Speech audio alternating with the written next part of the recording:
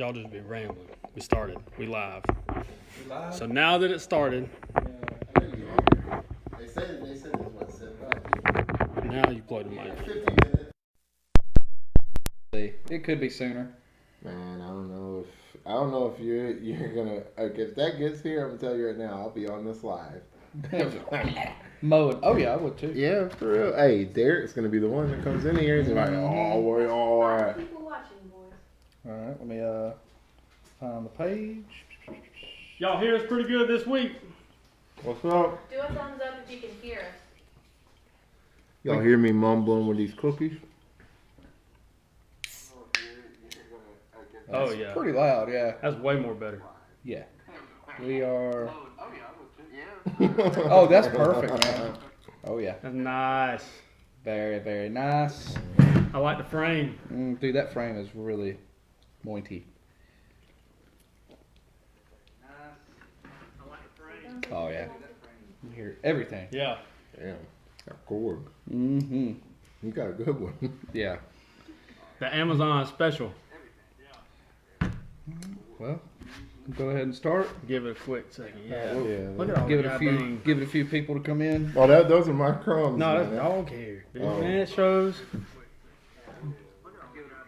it a few people to come in. Oh, those are my crumbs. Man, it shows. What are those? Birthday cake. Birthday cake. What are these, like Audi brand? Betty, yeah. They're good though. I wrote the two races up there. Yeah. How we looking? Mute your phone? Do what? You need to mute your phone. Yeah, you got. No. Oh, turn it yeah, down. yeah. I was making sure we could hear us. Cause that thing will probably pick it up. We got 10 in right now. It sounds like we got company. Like, oh yeah. Yeah, Supersonic ears. be listening all the time. All right, how we looking? How we looking? We I got think we're 10. looking good, Brandon man. Martin, yo. Nope. All right, cool. Oh, we ready? Yeah, let's do it. All right. What's up? All right, we're gonna get started here. I appreciate everybody joining in this week. Hopefully the microphone works.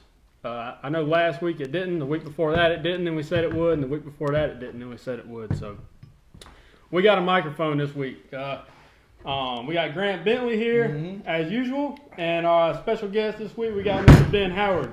How y'all doing? A lot of y'all around here probably familiar, especially the guys that grew up with us.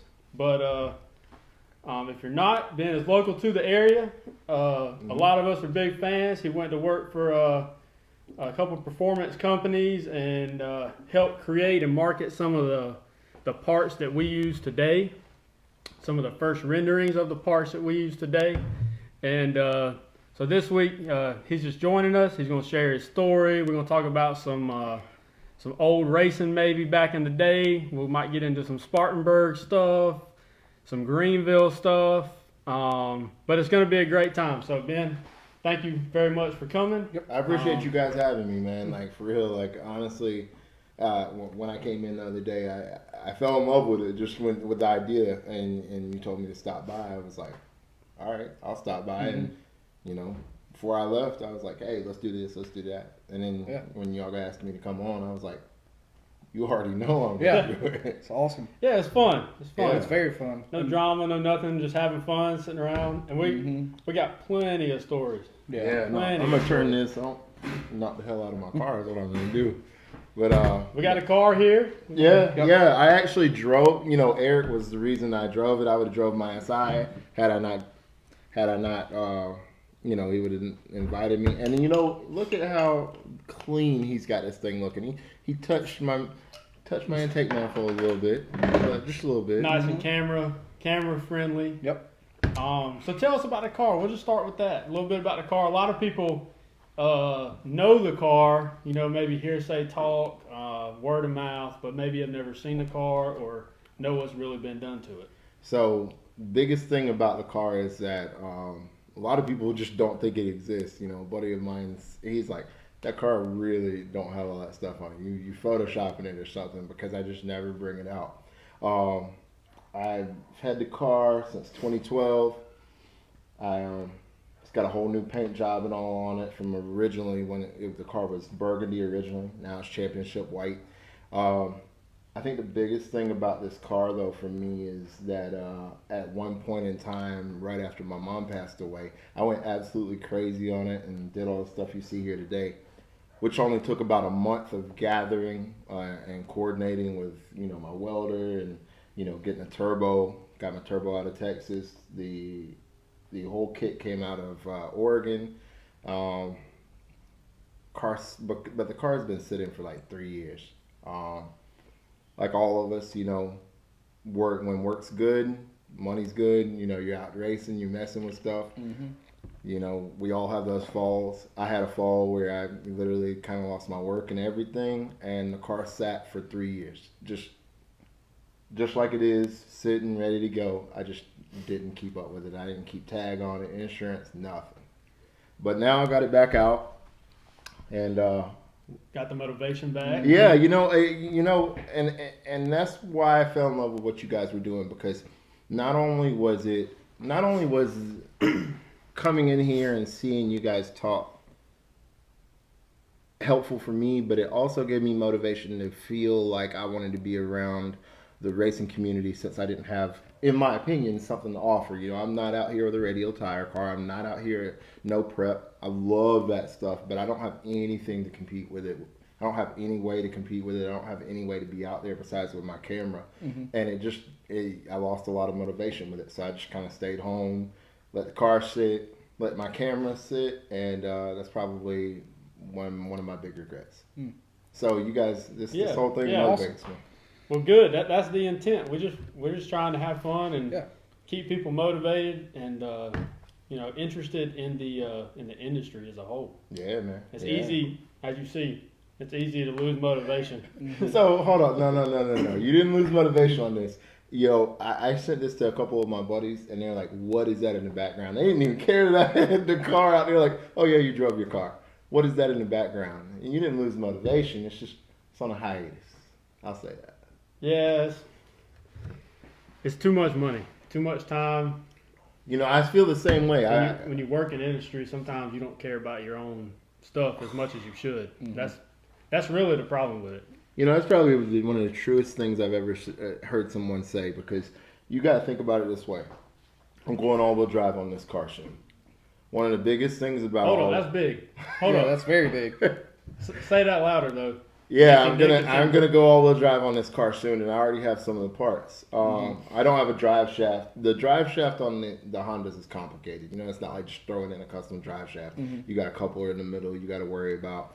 But then you got your stuff like your twin disc, and if you're gonna have a built trans. I mean, it's a lot more than just throwing together a trans in a car and going. And to do it right, you're gonna spend probably $12,000.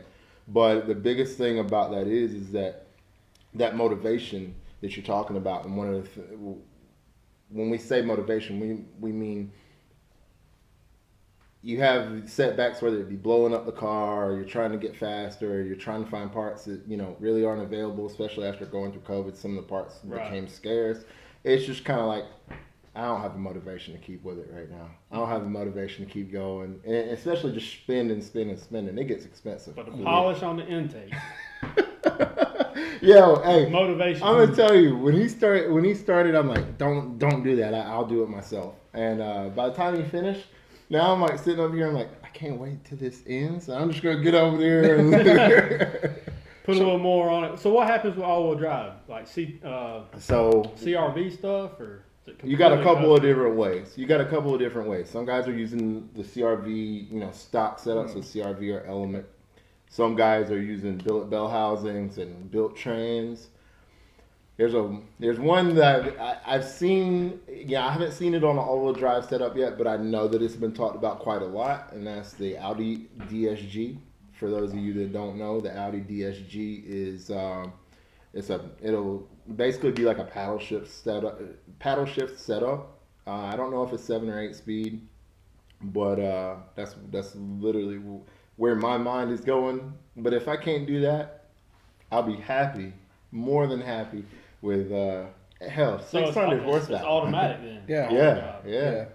I'll be Dual happy clutch with a trans. 600 horsepower setup with a CRV trans. How does that work? They got a trans brake like You can- these, or you just two-step it and whatever the converter. So with the Audi, yeah. so that's a little bit of the not know, because I know a guy that's done one on an NSX, Brandon Wilbert. You guys have seen his videos probably on Yeah. YouTube. That those couple of real fast NSXs. I know that he did that.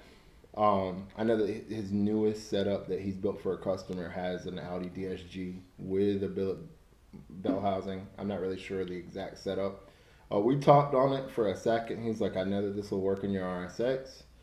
What I don't know is if that'll have to be front wheel drive or what, but Everything will coincide. yeah. And then at that point, you know, it's like that's a great setup for the trans, you know.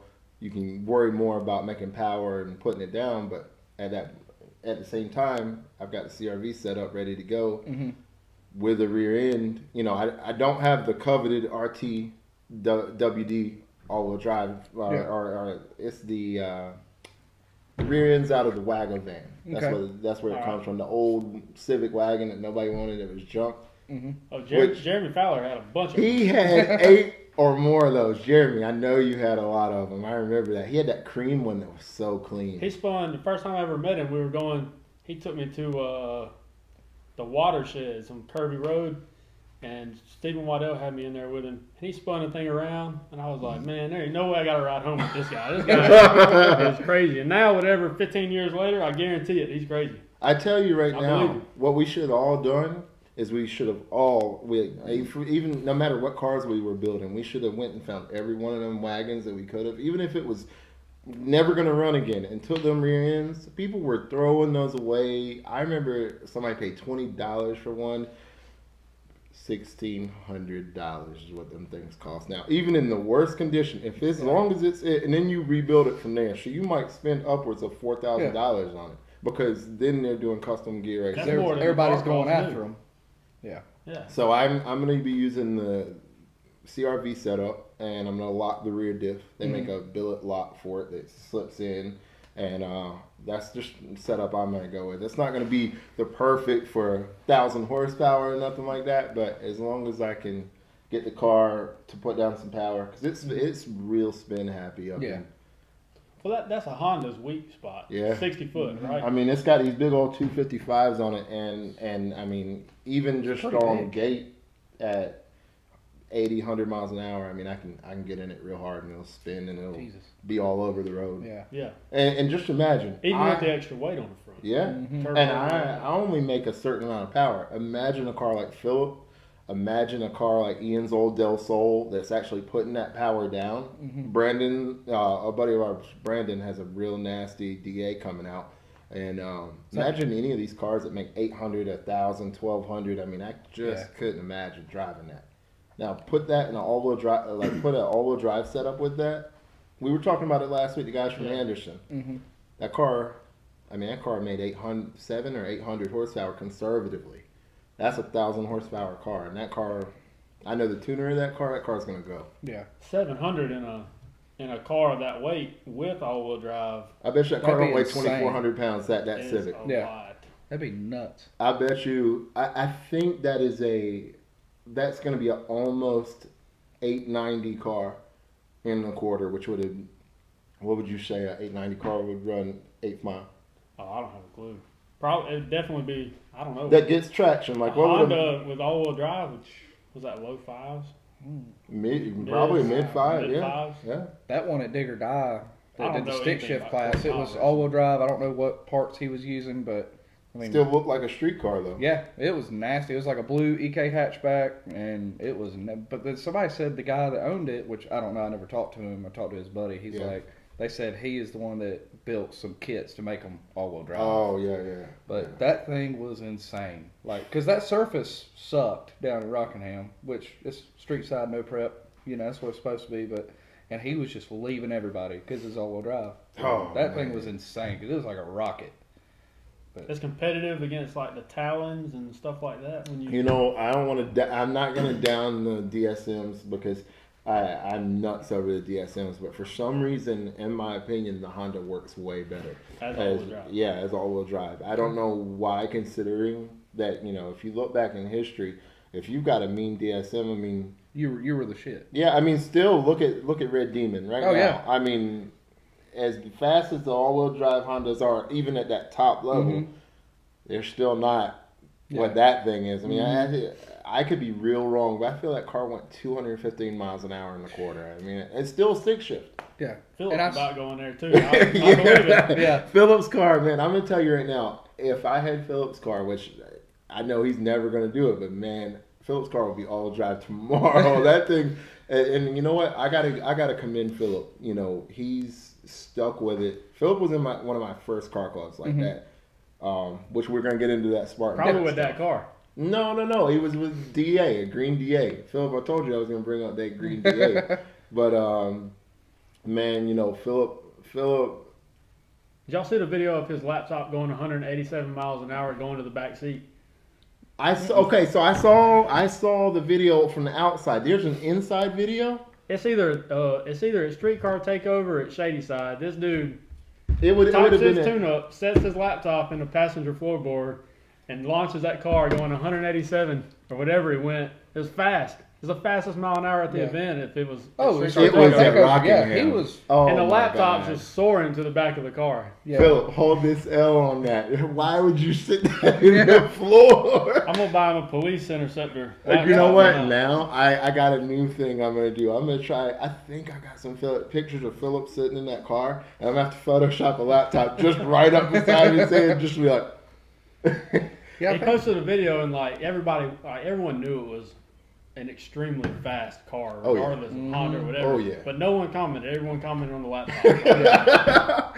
I tell you, honestly, without guys like Philip and all the guys that were in my first car club, Lone Speed, without them, without growing up here and all the people that let me do things with them and let me be around with them and us grow together, I wouldn't have never got where I was because, so I just had to get that shout out when you mentioned Philip because honestly, to see him what he's doing now and to see where I'm at now, it's wonderful to see where we grew from because there was a time where we were sharing up in the car going down to Commerce for I can't remember what it was, testing tune, like a Friday night testing tune. I'm in the back seat of Phillips DA and we got Sid in the passenger seat and we're racing people going down Sid 85. holding nitrous button. Yeah. So us three guys heavy. And then also we got two of Torrey Johnson's wheels in the back of the car. Still out here racing people like it's no tomorrow. So that's a lot of weight. And that's an LS Integra, which we had an intake header and exhaust. It's not like we had a ton of stuff, no nitrous stuff, no nothing. And now you look at Philip, and I still believe to this day he has the fastest. I feel like he's got the fastest privateer Honda pass in Georgia. And it was like 178 or 173, 178 miles an hour or something like that. I mean, the guy, I hope that this year or even next year that I'm standing on the line when that guy goes fast because I'm going to be standing screaming for him. I'm absolutely all about that car. And you know what? He's got a little group too, like Rodney's car, Brandon's car, 316, 316 Racing. And I think he was the fastest when we went to Streetcar Takeover. I think it was Rodney and Phillip in the final, I believe. But I think Phillip had the fastest mile an hour out of anybody there. Can you believe how upset and hurt people were? Man, coming up there with you got this, because if you look at like the cars that like Rock and all of them, right? And that car was fast too. I mean, you jumped 20 something miles an hour in one pass. On the back end though. Yeah, like it wasn't like he left wild. In fact, I felt like he left a little soft, and all of a sudden up top it's like, where'd all this mile per hour? Back half is moving. It's like you were watching a Honda, really. So to go there and you see cars like that, and then there was that New Edge Mustang there that was really fast. It was silver with a black top. It was like a supercharger turbo car that Rock raced in the finals. Stick car. Yes, that car was it the S197 car? Was that 9903? Oh no, 903. Okay. That car. That car was fast, and to see all those cars run 160, 168, and then to see Phillips mile per hour, 170 something, I think it was like 187. I can't remember what the mile per hour. I know it was high. They can correct us, but it was way up there. I mean, could you imagine what that feels like? You're No. because I'm sometimes up on the top end. Luckily, with my media pass, which if you don't have a media pass, and you're at a local track, don't go up at the top end being wild. Like, I know you want to get the picture and all, but you get hit by something. Yeah. But anyway, sorry. When you go up on the top end, those Hondas come by you at those events, especially World Cup. Yeah. And they're coming by at 180, 190 miles an hour. You're just like, oh. Yeah. And then you lift wrong up there, so we'll get up there and we'll see them lift wrong. So like they'll let up off the gas real quick, or they'll have an explosion, like a pipe explosion or trans dump, and then the back end comes around on them. Yeah. At 190 miles an hour, you're on a ride. It's got to be. So the Honda thing is always for the front wheel drive. I guess all wheel drive too has always been real surprising to me on the difference in rear wheel drive on how the car handles and their shutdown coming down the track, right? Like the parachute, big difference between the two cars, torque steer, stuff like that. Like whatever way the steering wheel is pointing, I guess when the front tires are spinning, it don't matter, right? It's just car going wherever it's pointed, right? Yeah. Well, and then you'll have like your stops, and you'll have things like the wheel catching traction or catching a little bit of rubber at the wrong time, or and vice versa. You catch any kind of slick spot up there, and you're at 8,000 RPM with a 1,000 horsepower car. You going that way, especially if you catch it over here. You going that way, so you have to definitely drive that, and that's where my biggest plus with Philip is that Philip doesn't drive as much as some of these other drivers that are out there 20 times a year. Yeah. And he still, is holding it down. I mean, that guy, big ups. So we seeing this car on the track. Oh, you know what? I have bad luck with braking, and I don't have the wallet to keep up with it. But when I go all-wheel drive, I love to drive it. But when I go all-wheel drive, I got a goal, man. I got a goal. I want a low 6 at Greer. I know that some people are laughing if you don't know these cars and you don't know what you're looking at, and you don't know much about all-wheel drive, like Honda low 6 street car. I want to drive the Greer. A low I don't 6. know. It looks intimidating to me. I would think it would run. If you walked up in the parking lot back in 2008 and you saw and somebody had something like this back then, Ain't touching it. we all had mini trucks. Nah, somebody did have something like this back then. Ian's Del Sol. That's another car. We definitely will have to bring up. Yeah. Man, I've always heard that name. So Ian's Del Sol, and depending on the day, you're going to see Ian in it or you'll see Jonathan Henderson in it. And the driving, I mean. What do you think it made back then, power-wise? 2008, 2010? Made over 600 horsepower. And not only that, that motor was built for an all-motor. Originally, that motor had been through so much. It went through an all-motor setup where it made well over 230 on the motor, which with a B-Series, it was B20. And then to let you know, and it's fully built, but to let you know, at that time, in a street car, that was a lot of power. Yeah. But that car, I feel RS Machine built that car, which was at the time a popular place in California. They came up with a lot of cutting edge ideas that went into Hondas. They were their version. They were a West Coast version of what we have over here, which was called RLZ. But Ian's car, man, it went through that, and then he had nitrous on it.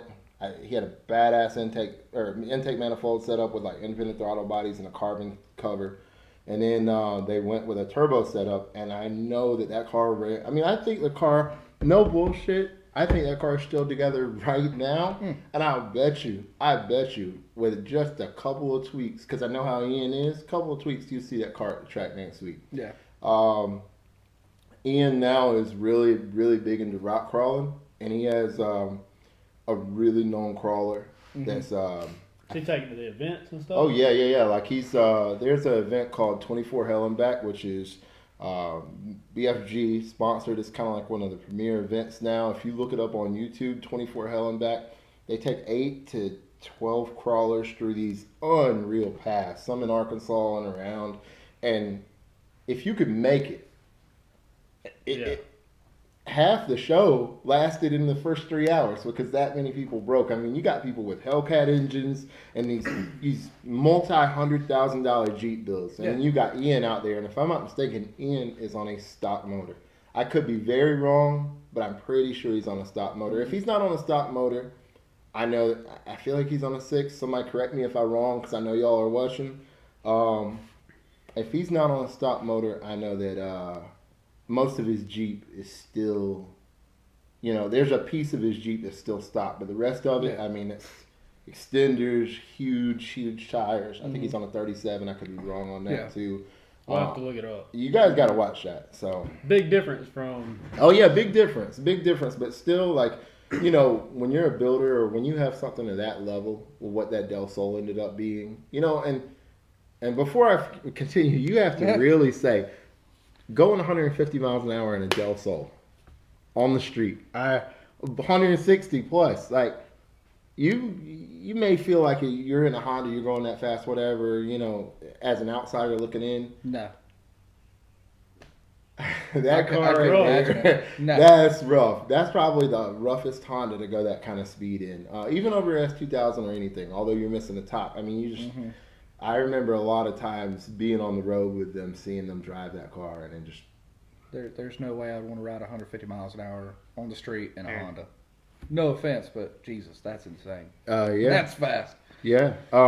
In that little car. Yeah, I saw Jonathan on the street do that quite a bit. I saw, I saw that car race everything from Mustangs to really known Supras in the area, all that, and Known Supras.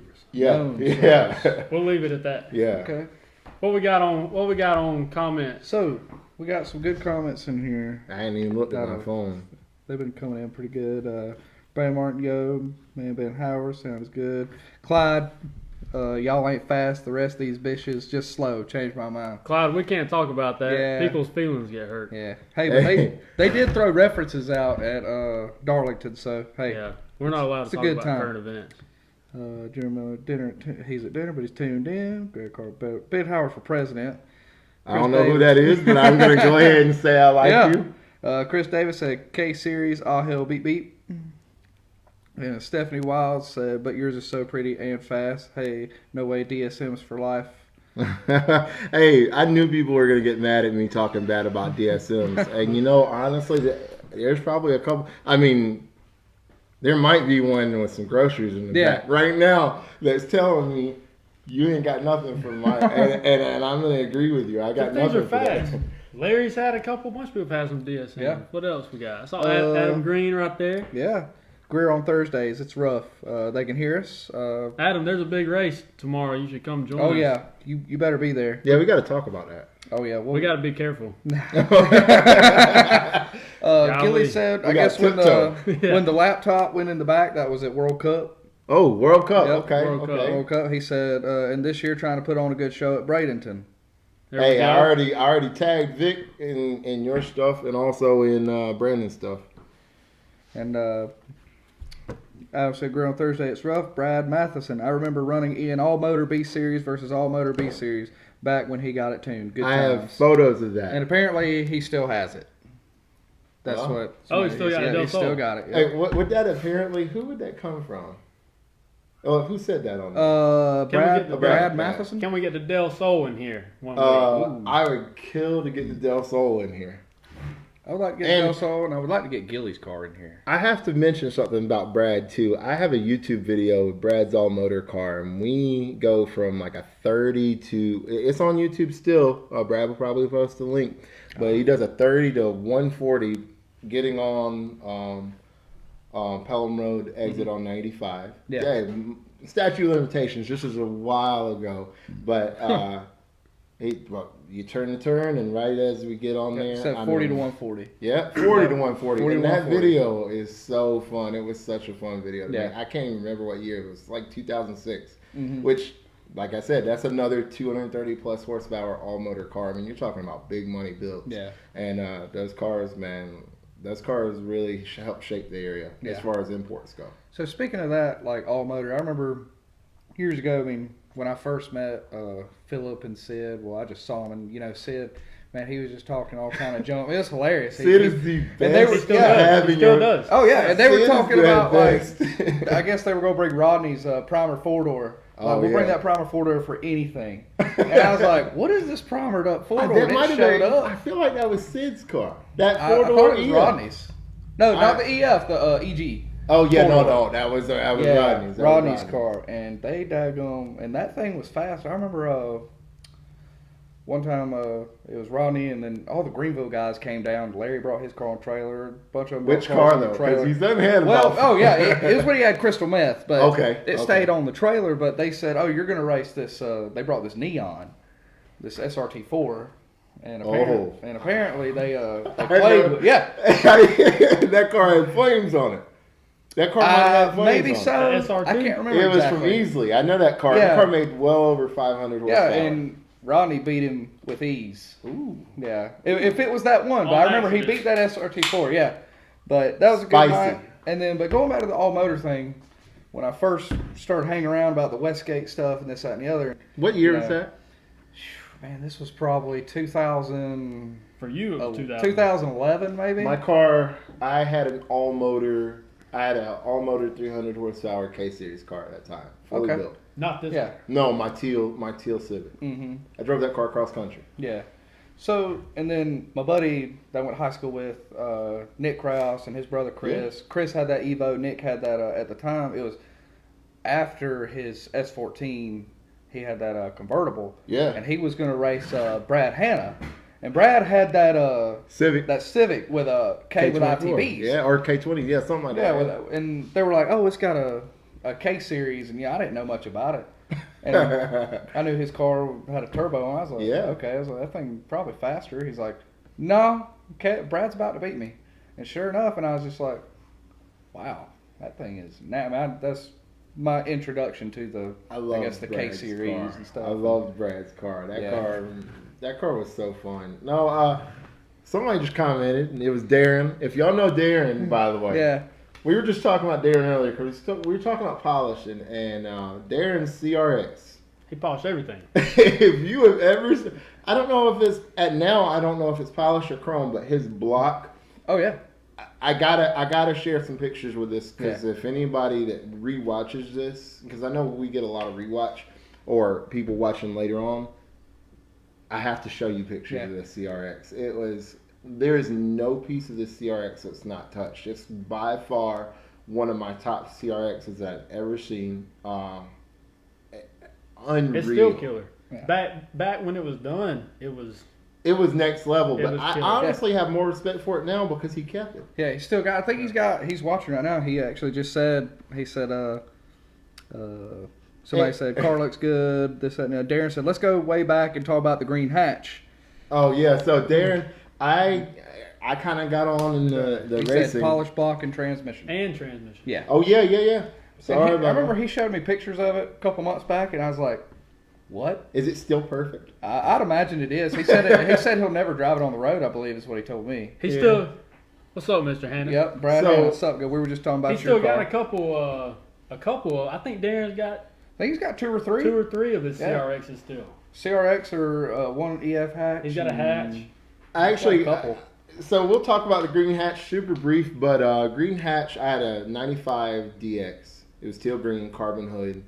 I had this car in 2000. I think I got it late '99. I had a swapped CRX at the time, Mhm. and I ended up. A friend of mine called me and said, "Hey, I'm at this Air Force base. I can't finish this project. It's in pieces. The bottom end's built. We have to put the cylinder head together. If you come down and help with the cylinder head, you can take the whole project." Mhm. It didn't have wheels or anything, no kind of hood or nothing. It was just literally a shell and a motor that they were putting in. He was Yeah. going to be shipped off to what was going to be Afghanistan Mhm. at the time. And this was be pre 9/11 and all that. Yeah. He still was going through the same. But they, I went down, got it. I got back. It had pieces with it that when I got down there, I found out about it had camshafts and a couple other things. And you're talking about a swap car with camshafts and stuff at that time, Yeah. which was really awesome. It smoked like a champ, and rings were horrible. It was a strong car. Old Smoky. Yeah. Oh yeah. In fact, a lot of people called it that. And we used to go to this place. called Testington. Okay. And it was in Spartanburg. If everybody knows James Logan, if a lot of you may not have known James Logan, he was one of the SWAT pioneers around here. Mm-hmm. He had a place that was right across from his house on 29, and they had like a section there where we would race uphill. Yeah. And you had a certain point you had to stop by. Was that like going towards Westgate?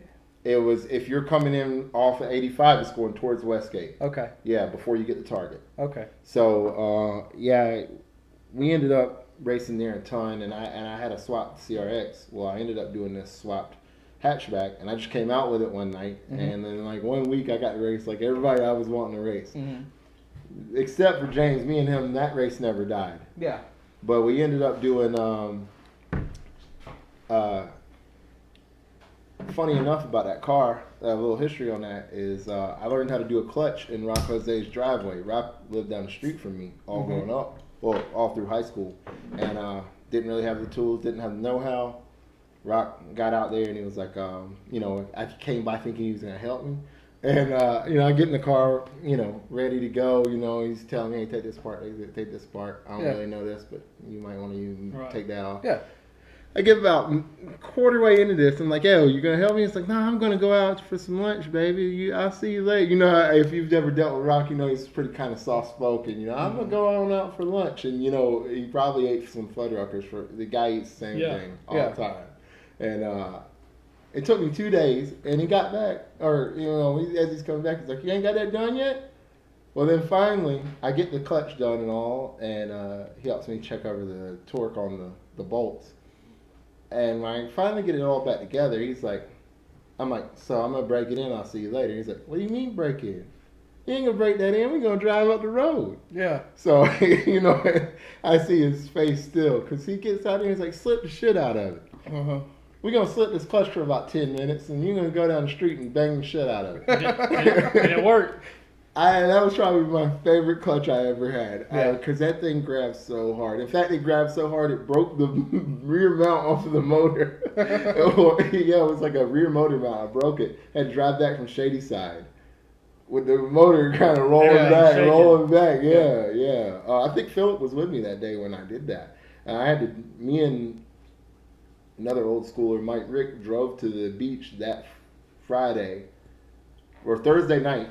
Got another GSR transmission. Drove back up. I was half asleep, so Mike Rick put that in for me at like 6 o'clock in the morning. And then by 11 a.m., we went to the dyno there was a dyno used to be at Mount Holly. Yeah. Right. Yeah. We went to the dyno to meet everybody for a dyno day. But anyway, the only other story I got for that green hatch that was fun is there used to be a Miami Subs on Pelham Road. And I was there, and I guess Rock and Larry were going to race. Larry had at the time, he was driving a car. I guess he had picked up or whatnot. It was a 96 Cobra black, and Rock was in some doctor's car. Both of them, the Cobra supposedly didn't have not much done to it. Yeah, and right, the Cobra was... Uh-huh. We understand. The Yeah, Cobra, the newer car that Rock had his blower on it. We went up Pelham Road. I was going to keep up, and then, maybe one more car beside me. I don't know why everybody wants to follow this race. You ain't going to see nothing. Right. Yeah. So we're getting on it, and we're going to turn around by the library. Well, as we start to turn around, I see blue lights hit beside me, and I see Rock and Larry just turn real quick. As I'm trying to turn, the cop turns kind of towards me. So it kind of like makes it where I can't... It's just awkward for me. It just threw me off. So I take off up the road.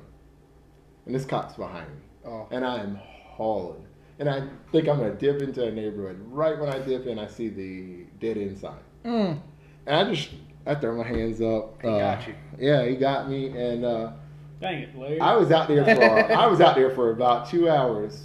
And they were all hanging out back there. And I finally get back after my buddy had talked. My neighborhood cop had helped me out.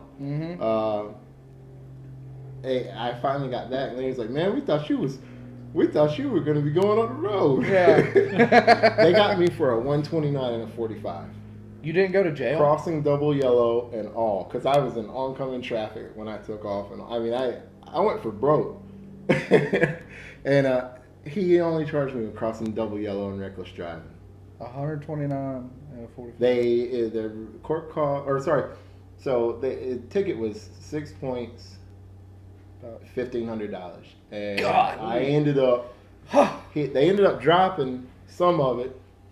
And they dropped the points down to 2. Yeah. But then I had to pay court costs. Oh yeah.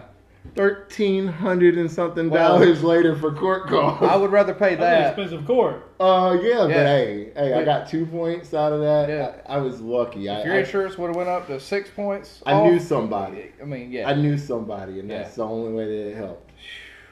Man, Yeah, man. that's like they should have threw the book at you right there when they pulled you over. So you know what, Larry? First thing he says, "Hey, I got a lawyer for you." Man. Speaking of Larry, man, I hope you're doing good, man. Yeah, me Absolutely. too. Yeah, I got to Was bring it gonna up. give a shout out if everybody watching whatnot. If you can keep Larry in your thoughts, that'd be good. Yeah, man. He's having some trouble right now, but we're I've not thinking heard about any- him, praying for him. I've not heard any updates. I haven't heard an update. Last I heard, they transported him or transferred him to Spartanburg Regional. Other than that, I haven't heard anything. I haven't heard anything, man. Unfortunately, I messaged him, but Yeah. hey, man, you're in my thoughts, dude. Yeah. What we got? Give us an update on races this weekend. What we got this weekend? This weekend, got Nightmare on your street. Got one in Tennessee. Got a backside, I believe, no prep or just a no prep race in general. Virgil putting that on, and then you got Clyde Ledbetter at Union Dragway. The Strictly Business race, gonna be a good one. Front side. Yep, front Front side, side. small tire, grudge style stuff.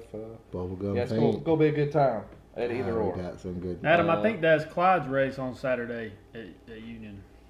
I believe a couple big guys are going to be at Carolina. I know this morning on Facebook, Vendetta made a post with Ooh. Anthony Sellers and them talking about running J.R. Gray with Jason X. But I don't think they came to an agreement on whatever they were going to do. So, but I think a lot of big cars are going to be out at Carolina this weekend too. So if you ain't got nothing going on Friday, check that out. What is Muff Cakes? Actually, that's it. We're gonna talk about that. So that is.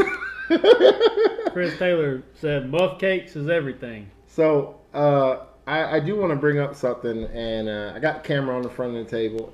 Pretty much all of you guys know me from, or a lot of you may know, in addition to car stuff, that I am extremely strong in media. I got a big jump. My history is that I was a magazine photographer for a little while, and I've done a lot of stuff, especially with my boys, Nice Ones. I gotta give them a shout out. Without Nice Ones, I wouldn't have been jumping. Saw him on here earlier. Oh, really, really? Hey, so Nice Ones. Funny story about that. So That's New York, right? yeah, so we're out at Hunts Point, right? Mhm. It's in Hunts Point. To give you an example, everybody that knows New York is going to know exactly where this is. It's where you see most of the street racing videos from. Okay. Yeah. What's up, Val? What's up, Jay? What's up, Christian? What's up, Jimmy? So to give y'all an idea, where we have 85 now, the new interchange, right? So let's say you have all of that where it merges before you get to Woodruff Road. Okay. Right. All, like going over the Yeah. the 385 merge, and it's Uh-huh. like 3 or 4 lanes coming in. Okay. Hunts Point's like that, and you just stop traffic at all those points. And the way it's set up is there's no entrances, and there's barely any road on the side of the road that you can just. A cop couldn't come up around. The only way a cop's gonna do it is either stop over on the other side and come over that 6-foot guardrail, or go way down the road and come back up the road the wrong way. Yeah. So you have over a quarter of a mile testing launch right there, and it's prepped. They take torches out there. You'll get a lot of blocker traffic behind you. Everything from vans, trucks, cars, whatever. Yeah. You'll get blocking traffic that'll go out into the little grass that you have and in the emergency lane. So nothing's coming up around you. And if you've got 18-wheelers behind you, you're prepping a race. They might sit there for 10 minutes. They might sit there for 40. Like we sat there for 40 minutes. Because Just then, stopping traffic. well, there was an argument where, and this was 2010. This was 2010 where we ended up having an argument. It was all motor racing. They were arguing over who wants to get the, chase of the race and things like that. right, They had right. $3 or $4 grand on the line back then Mm-hmm. for 2 Hondas to Yeah. race, and we ended up stopping traffic for that long. It's 40 minutes. 10 degrees outside. That's the Stockholm Open type stuff. And like, I mean, 40 minutes. I got it on video. And I'm out there, and finally we get the pass off. When we get the pass off there, we know that there's cops out there now. They're trying to get up through people, but still can't because it's that packed. I mean, you're talking about 1,000+ people out there watching a race at 3 or 4 a.m. And that's only, you know, a couple of teams. Like, imagine now if you was to take, like, some street racers out there that are real known off TV or the net. You know, there's a guy out there, I can't remember his name, Mustang guy, comes down. He had a crash in Charlotte. Tyler Nobu. Yes, I'm telling you right now. Tyler DeSantis. If you, Mr. DeSantis. if you had him out there, He smacked somebody at Rockingham. Yeah, or somewhere. Digger I heard about that. Oh man, it was great. He hit him with a slap and a fist. Man. But yeah, so that's how it goes down up there. So nice ones. But anyway, I feel that we need to talk more about racing around here, and I think that I don't want to get off topic with just having me on here. I really want to keep it on topic of racing around here. I want to keep it on Greer and Shady Side and things like that. It don't have to be me. You got on the Spooled Media shirt. Yep. We've Corey got a couple Stamper. of media guys around here, and even yourself. I love bringing this to the table. What's the best days? I understand grudge cars. What's the days you miss? What? Like the best, if you could say this was the best days of racing, was it Quaker State? Was it Westgate? Was it Party City? I'm going to say Quaker State was nice because around the 2009 time, you could still get runs in.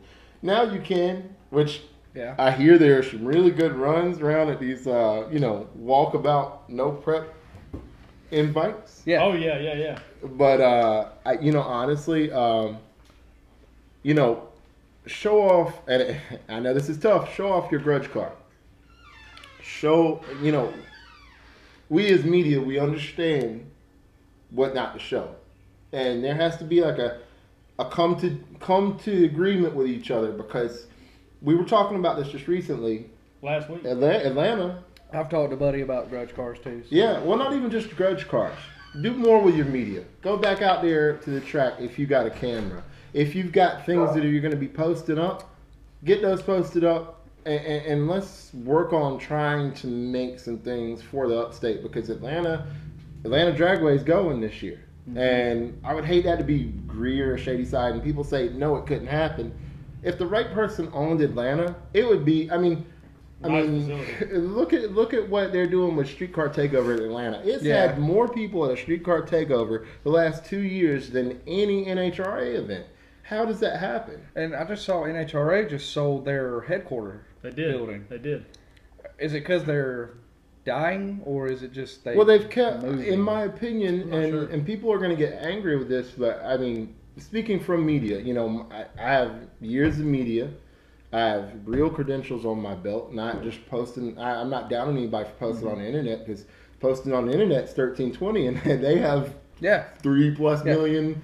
So I'm not down in that. I'm just saying I have super solid credentials, and I'm going to call it out like I see it. NHRA dropped the ball. Whether it be import cars, whether it be pro stock cars, I feel like pro stock got this shit into the stick. Yeah, they did. Because NHRA saw this coming years ago and thought that they were going to keep it one way. It's not that one way. We're not down on anybody foot brake races, but foot brake racing and the idea of where NHRA was going killed what ended up happening. Because if NHRA would actually accept things, it's the same with music. We may not like mumble rap, but mumble rap became another industry. The same with no prep. You may not like no prep. There's a lot of guys who don't like no prep. Yeah, there is. But man, We look at what's going on. There's whole events. There's people that build whole cars and don't even care about what's going on out because of no prep. And then now the big thing with Jason Miller that he did was that Hail Mary Derby, which basically is a That was like a good time. People get mad because they, like some racers get mad because they say you're not really racing against somebody. And I still love the idea of racing somebody and winning an event, but for people who don't care and they just want to go out there and get some really good media Yeah. and run the fastest pass possible, or have a car that doesn't fit in classes. And show times. Man, and they show time. And they Yeah. show times. So yeah, my biggest thing is just to say, do something local. If you're going to be doing grudge races at the track, if you're going to be doing races at your local test and tune, get with your media guys. Don't just turn them down because they're either A, trying to charge you, which you can work that out where you don't charge. But you should pay. Yeah, but there has to be a common ground, because without the media showing your local races and getting your local area involved and getting people in those stands to come out to prove why Thursday night is better than Saturday, then you're going to have owners that aren't going to prep on Thursday night, so the track times are going to be shit versus a Saturday where it's their glorified day. I'm sorry if you guys feel like I'm saying something out of line, but Saturday, we're going to call it out like I see it. Saturday feel at the Greer, Yeah. I can hear trees growing. Yeah, it's great that you have all these foot brake racers, but you know, if you had a Thursday night that was prepped right, half the entire Thursday night could be nothing but fast cars. You could cut it off at 8 o'clock, have your fast cars run from 8 till 9, and you're talking about a packed house. You're talking about 4,000 plus people every single Thursday night. That means your grudge runs, you got side betting money, you got stands filled, you got people actually buying concessions because they don't want to leave. You're going to have a packed house past 10 o'clock. You're going to literally have to have the law get people out of there versus, I gotta watch this car run 11 something. I know it's everybody's chance to run, but there should be a split because you have. Don't say they're slow. Trust me. Do not. Hey, I'm Trust sorry, guys. me. I'm There. sorry. But man, that was fun Everybody here. started getting hurt. Everybody's fast in their own mind. They're just like me. I'm fast as hell on my way home. And I think that's where we get with, you know, it's like if you want to go fast, go to Shady Side, which, you know, you got the Shady Side Outlaws, which I should mention if y'all. Oh yeah, Shady Side Outlaws. Yeah, if y'all want to watch them run, they got a lot of bad cars in their field. They'll be running tomorrow. I hope I haven't missed anything, but I could What we literally talk all night about what the What we got? local Let's tracks see. could be doing. All right, let's see. And also, Well, maybe I we're didn't gonna have mention. Mike on here as well to talk about this. You know, fast and Greer. I'm That's going to be that's a the tough track to first run. person to stand up for that, because where do you get a track that's literally in town? In the middle of town. Oh, with the stands that look down on it. Yeah. Anywhere in the whole facility, you can see the track, basically. That's perfect. Mm-hmm. It's perfect.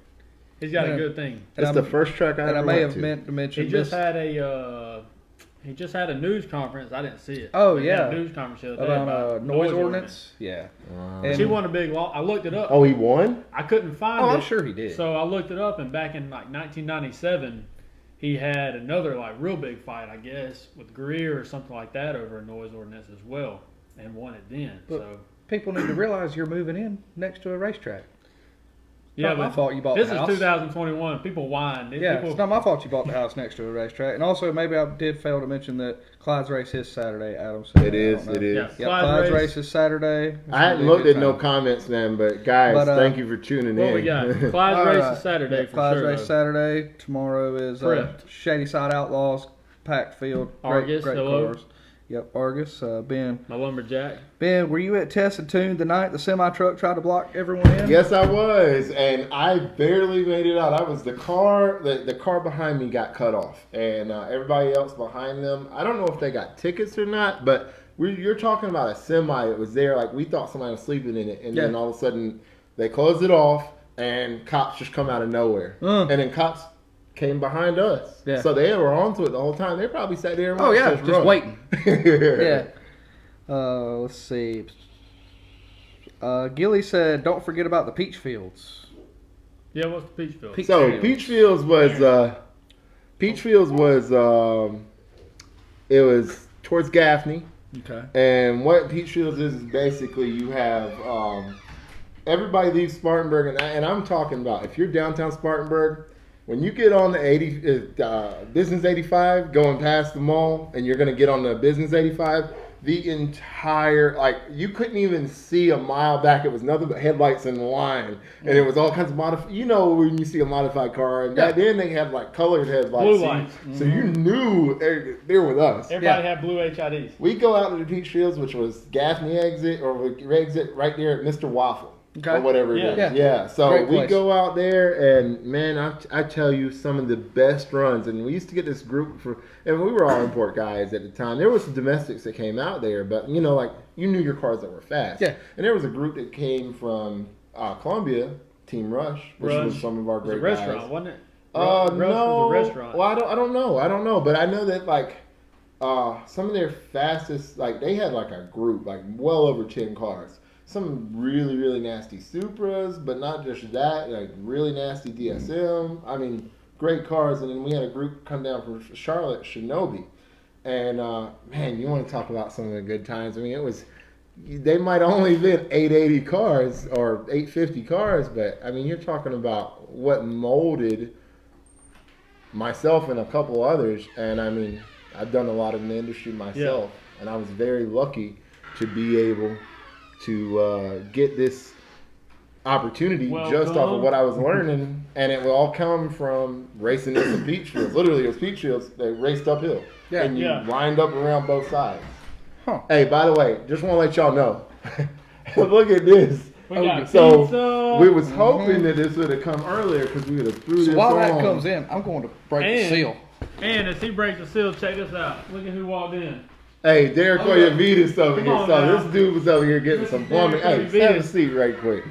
So, anyway, I Y'all do might want know to. him. He has some Hondas back in One the of day. the most historical Type Running R's weird. that you've ever seen in a magazine. This guy owned. He owned it, and that car has chronologically been through different stages per owner, and I believe it's still out there. And if anybody's seen it, it wasn't just Casey's Type R. Derek had his time with it. I feel like Durham owned that car. He still got some. Got Phil. Phil, Jared owned that car. Jared. owned that car. Well, no, Casey owned that car twice. Yeah. You had it in your stage, which was absolutely perfect. I guarantee you that car has been changed 6 or 7 times, and every time was so OEM plus you could eat off of it. And then one time I saw that car, it was a dirty shell. So I That's the drove. white one? Yeah, I drove to Nashville behind that car. That car, I shot that car for a magazine cover, and it had a blown motor at the time. They ended up giving that magazine cover, and I'm going to say this just to be a dick. They gave that magazine cover to a car that had nothing but Val fake said my parts door on needs some WD-40. it was not even a real Type R. Right. It didn't more than a little. But you know what? Honestly, like it's water under the bridge now. The owner, sadly passed away. But just that car was documented, and I got to bring you up over that. Yeah, so the guy that bought it from me, his name's Olimar. Yeah. In Boston. So he sent a check. I took a video of the car, a couple hundred pictures, and then he bought it sight unseen. So funny story was like 2 years later, he texted me and asked me what the history of the car was. So then I had to get in touch with Durham. I had to, pick his brain, and after doing that, he gifted it to his brother as a wedding gift. So, I mean, who does that? I mean, who gives away a Type R that they bought for themselves and gives it to their brother as a wedding gift? So he was moving on to the Skyline scene. So, I mean, that's pretty cool. I mean, he sounds like he's got a little coin. He's got, he might have some Dogecoin. He might have some Bitcoin. I mean, he definitely had something. So to gift a Type R, I mean, to some people that's not no value, but in the Honda scene for sure. Yeah. That I wish I had that car back, especially after seeing what they're worth now. Oh, and that's one of the cars. Yeah. It did. It was a US spec, but JD in front, which I didn't do. Durham got married. I drove it over there. No, it was US. So You got some ice? I went to. Yeah, by the way, I'm talking. We have a fabulous live feed extraordinaire. We're not going to call her a worker because she's not a worker. She would be the owner, in my opinion. I'm just going to tell you that. But everything here. yeah, no, but when I had the car, I'm at like y'all ain't there. That's what I'm at. Like, yeah, I went to Durham's pregame party for his wedding, and somebody unfortunately backed into the driver door, and it all but missed, where the door lines up, like with the rear quarter panel. So, and you got to know what it's like to have a Type R because you don't have an Integra door. And so, long story short, we had to go through and get 2 doors because you can't buy one, and the subframe bracing and the doors are different, so you can't just put a regular Integra door in there. Of course, you could, but the body moldings don't line up and all that. The structural integrity is different.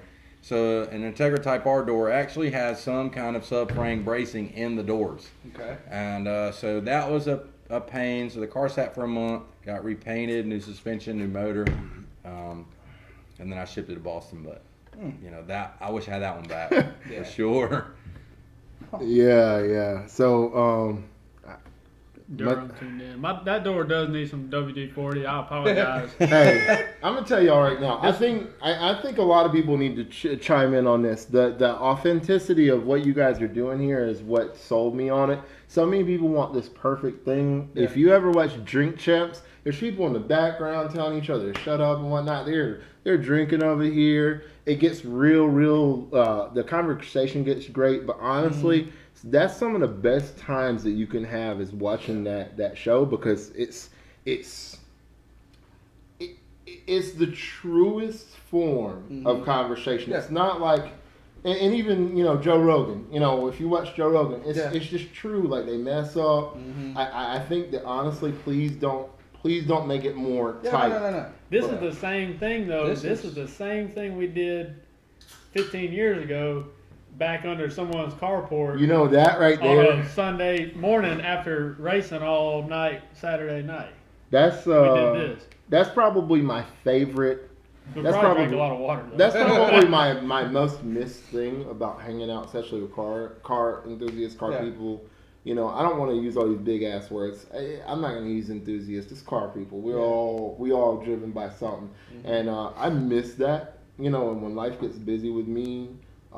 It's kind of like I almost push away being at the track or anything. Like, you guys didn't see me at the track or even touching this or anything for a minute just because it makes you feel. And I know a lot of other people feel like this. Hell, last week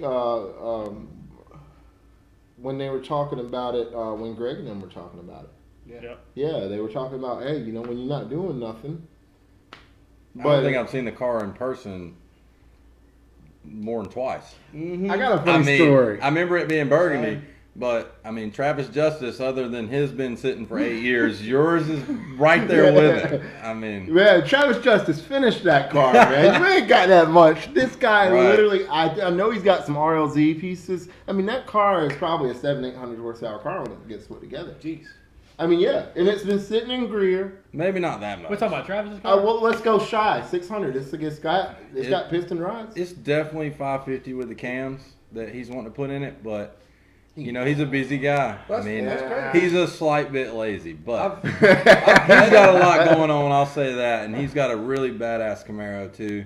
His grandfather. Oh yeah, I saw that. Yeah. So he's enjoying that. So it's not like he's out of the scene. He's just kind of, with us, like I don't have a Honda anymore, so it's kind of like your group of friends, when you kind of get away from it. That's what Kyle said. We're kind of getting back to the nostalgia of it. You move on to certain things, like people are getting trucks now. People are getting into different things. Yeah, so, Joe Williams. Yeah, it does. Joe Williams has a car that has never. Remember old Joe used to hang out with the guy? Oh, it's still sitting. That car has been sitting for. Still sitting. I know it's got everything. That's another 500-600 horsepower Integra build that is literally sitting. All these guys, and when I say Integra build or something that's a build, I'm talking about these guys have almost every part but have not put it together. It's not to call them out. It's just to say that it's to reiterate more of what I was talking about with the scene. I think it's imperative that we talk about what we have going on, whether it be grudge stuff. And I understand why we don't talk about street racing and grudge. I've been around since day one. But at the same time, there has to be a common ground, because if we don't have that common ground, if we don't have media at the tree at the tracks, even look at how much Shady Side is talked about in other places. And you know what? Once again, I'm gonna say that spooled media. I don't remember his name. Corey Stamper. I'm telling you now, I love your stuff. I have shot at the tracks for well over 12 years. I have, I'm extremely solid with it. If you know me, you know already. I'd never do it, but there needs to be more representation of media and talking and video and posts going out about cars. If you've got a car, it doesn't have to be finished for a media guy. You think because in your eyes it needs to be finished teetotal. That's not the story that people want to see. People want to know. I tell you right now, I sent this out. People wanted to know more about the Volvo than this right here. And you know what? I pulled in the last week. Like I keep telling you, I just love this idea. I pulled in. I'm over here like circling around the Volvo while we're on the feed and whatnot. You gotta have a tetanus shot before you even walk around this car. Hey, by the way, y'all don't want me to drink on this live, man. I'm telling you right now, we will get live for real. But who would I talk to? Who would I talk to get more of the grudge cars on? Like not just grudge cars, but just more of the people talking on video. Because if you know nice ones, they might be in a pool hall or something. Well, that could turn around and be riffraff.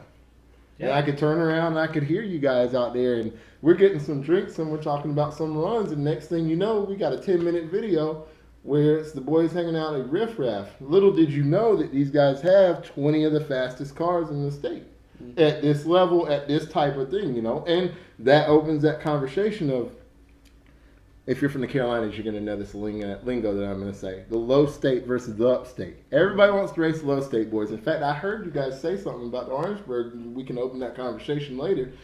Everybody who's ever been in the state already knows that the low state has some fun racing. And now, look at the shine that the low state is getting with Sage, or as you guys may know him, Darkmaster.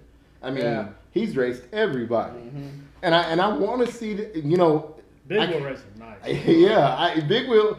That's a whole nother conversation, and I would love to see somebody on here about that. But I believe they have a big wheel race. Speaking of, coming up to Ware Shoals on Brandon. If you're watching, tell me what that date is, Brandon, Philip, anybody. I'm sorry we've been in here so long, but it looks like a lot of y'all are watching.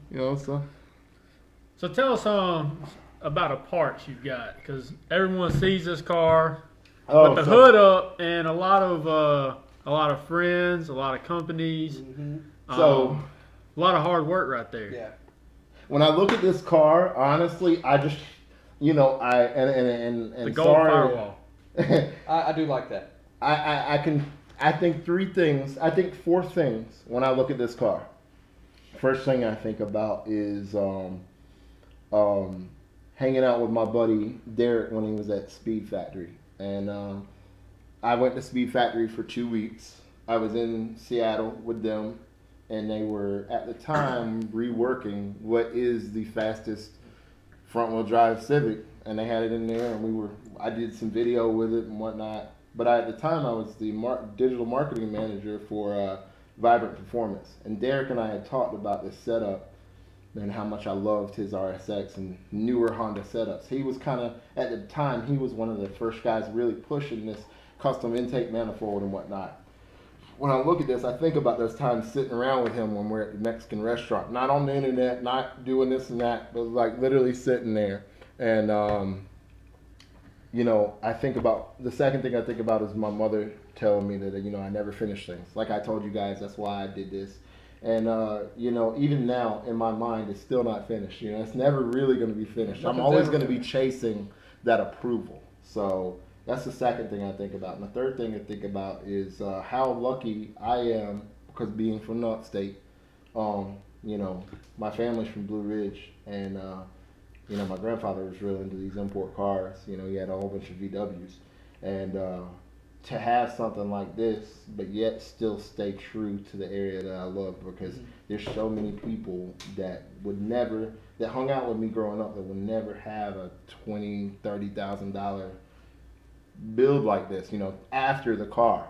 So right, yeah. I'm very thankful to have it. I kind of keep it under wraps, I'll be honest with you. I keep it real to myself. I don't treat it like a baby, but I definitely I don't go race it like I should. I just kind of like treat it like a grocery getter. It's kind of, if I'm in a bad mood, you may see me drive this car. I change When you're my day. bad. Yeah. I need to change my day. I'm gonna drive this car. Tell people about the intake. Yeah, I That's like about that. all they can see on the live feed. So They see that if you're intake looking popping at up. this, Beautiful. so I'm gonna point this out because you're on live feed. So the intake manifold is all handmade. I know he has a jig, but it's still all handmade from Derek at All In Fab. He made the entire turbo kit. He's made this turbo kit. I don't remember if he was living in California or if he was in Oregon at the time, but he made this whole kit to fit this car, slip on. This car has had a Rec 2 in it because it's a salvage title car, sight unseen, and it all fit. Look at the spacing on it right there. I mean, it's. Mm-hmm. I mean, you're talking Millimeters. about this guy. I mean, he's probably one of the best fabricators out. And you've seen his work on the Speed Factory Civic. We polished his Yep. wheels. Yeah, you guys, thank you for polishing my wheels. And you know what? Honestly, I'm gonna continue on with this because you guys really kind of. I mean, this has been motivation. I never get to do things local, and this has been real motivation to get back, really jumping with it. But I honestly, I can't wait to get home and polish it up. I don't really have a lot of people help me with it, and I don't really have a lot of time because I work a lot right now. I also work on my health. I try to get out and ride my bike as much as possible due to some health reasons I got. So, hey, if anybody wants to have a party one time, we can get together. We can get some drink, not too much drink. Metal polish. And no, we can take this thing apart. I got a couple of upgrades we need to put in. But yeah, that's yeah. I need to get the turbo rebuilt too. If y'all know a turbo rebuilder that's fast that will actually respond to me before I take this turbo off. Jake Tinsley put a coating on it too, make it look. Hey, yeah, coating guys, shout out to me, man. I need y'all. I need y'all in my life, especially if you Cerakote. If you Cerakote, we talking. That Any thing would gun look- guys. They would look nice. Honestly, I'm open to suggestions as long as it's not sell the car. Yeah, don't sell it. Honestly, I got so bad off, I almost parted it.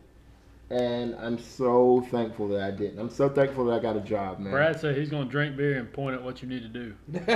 Brad right there, that guy is a real OG. And if you, I got nothing but love for that guy, man. Thank you, Brad. You got Val Boudram.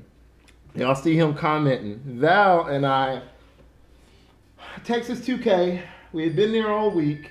It rained all week. Finally, it stopped raining Friday night. We got some runs in over at Mullet Shop. If you ever have seen any of the videos, you know exactly who Mullet is. Yeah. And Does he still have the GT40? I think that, honestly, I don't know what he has now because it seemed like out of nowhere. He went through some things in life. I don't know if he went through a divorce or what, but he just kind of like Disappeared. And I'm sure he's still got his shop. I mean, we walked in there and he had 4 cars of his own on the wall. Yeah. And in this video, I also linked this video in these comments. We're at Mullet Shop with Hatermaker, the orange Camaro or the orange Corvette I was talking about earlier. That car made 1,900 horsepower. Was that the one with all the nitrous power? Yes, sir. Okay. How much? 1,900 horsepower. Yeah, because I remember you put a picture And a of your Mustang? TX2K and it had Yeah. like 4 or 5 bottles. No, it was a Corvette. The Corvette, Alright. yeah. Yeah, I can't remember what motor it had. It had some wild ass motor. But anyway, me and Jose Jimenez were we were out there, and we had 6 or 8 nitrous bottles in my rental. We're hauling ass around through all these guest roads or toll roads and shit. We go over to Mullet Shop. We're thinking, oh man, nobody's gonna be out racing. There's cars lining up, setting up the bets and whatnot to leave Mullet Shop with the bikes and whatnot. They're gonna go get video, whatever. You can see it on 1320 because Kyle was there in our same parking lot. As we're leaving the parking lot, cops are coming in to get lunch or some food. Mm-hmm. There's cops sitting out there. We're setting up these races. You see 10, 20,000 horsepower, like 10 or 20 different 1,000 horsepower cars leaving the parking lot together. You know what they're gonna do. And these guys are just acting like nothing's going on. Chilling. Yeah, just chilling. Huh. And it was so, like that night, 30-something people got arrested, but none of these people. That was the 2K. Yeah. That was the first. That was the first night before all the rain went down. Well, anyway, we get there Sunday. We go to this race called. It was like a dig event. Well, Friday night we went to a dig event from Faisal, however you say his name. We're out at this farmer on this land. Nobody could come on it. Had an airstrip on it beside a whole bunch of barns. It was so packed. I mean, it was. You couldn't park a mile or two down the road. Imagine nothing but farm. Let's say we're in Blue Ridge. Right. Up off 414. Nothing but farm both sides of the road. As far as you can see for over a mile, people park walking up to go down about another half a mile into this farm. And they're doing these no prep, before it was called really no prep, dig races on this less than 8th mile. And we take a 2,000 horsepower GTR out there. And I'm thinking to myself, somebody's going to fucking crash. Yeah. Well, anyway, Sunday comes around. We go back to this guy's shop because he's going to have another night. We got a 300ZX with this big ass intake manifold, still 6-cylinder. You guys probably seen it on the net, and probably a bunch of other cars. I'm pretty sure Tyler Crossno was there. A bunch of other guys. If you guys know races, you know Tyler Crossno. And the night started bad with the 300 throwing the rod as we're racing on the highway, and it just looks like a fountain way off in the sky. Well, then, as he blows his motor, we have to go hide in the middle of the highway because cops come up. Yeah. And we got cameras. We go back to the shop, and it's nothing but hiding from races all night. And Val's probably talking about it in there. But we ended up, the guy that was throwing the event, we were at his shop. There was a couple of cars around. We ended up having to wait on him because him and some guys went to jail, and we left a bunch of camera equipment in there, and our planes left the next day midday. So we waited all night sitting outside of his shop in pitch black for him to come back because we got stranded because he went to jail. So has anyone approached the person who owns the drag strip, or not the drag strip, but the airplane runway down at Wheeler Creek Golf Course? Okay, y'all So didn't it's the hear same that. setup. If someone knows that guy, I mean, we can. I know there could be a no prep out there. I know some guys that are crazy about no prep. Well, I'm not allowed to say anything. Yeah. People get hurt. You don't know enough. I would like to really throw this controversial argument out there real quick. That I don't believe it should be called no prep. I believe it should just be called racing, and all other racing should be called prep racing. Because it is very true. It's very true. I'm sure that hurts everybody's feelings, but and no problem. I don't know anything about it, but we got a name. Hey, you know what? Hey, if there's an event coming out, I'll work for the water district. I'll cut his water off if he says no. Jeremy, you'll have to go watch the first part of this when we was talking about spinning your Honda wagons all over the place. Jeremy's got some stories. In fact, Jeremy helped. Mr. Fontana, I apologize. Hey, Jeremy helped prep my old car. I had a bubblegum pink Civic. For a while. Was actually I remember brought up, that. the And I love that car, by the way. That Still have the shirt. My cousin James painted that car in not in a booth or nothing. And I'm telling you right now, that paint was ridiculous. In fact, it was so ridiculous I never was able to get it off. And we got a party foul. Oh, my bad. We're good. Was it just pink or was it like metallic? It was like a whatever. It was. The color was called Pink Panther. Can y'all still hear me, by the way? Can everybody hear me out there? I would imagine. Yeah, we're good. He didn't It unplug didn't come out of the jack. Grant tripped over the dang The cords in the way needs to be taken mic down. cable. Golly. Hey, so if you ever wanted to know why in radio or in media, if we throw an event, we have gaffers, that's why, right there. So we got, hold on, we got, I've challenged men. Let me tell you right now, I just got a challenge. You are a stalker. Hey, by the way, I see you out here. So, Brendan Church, everybody see that name on there.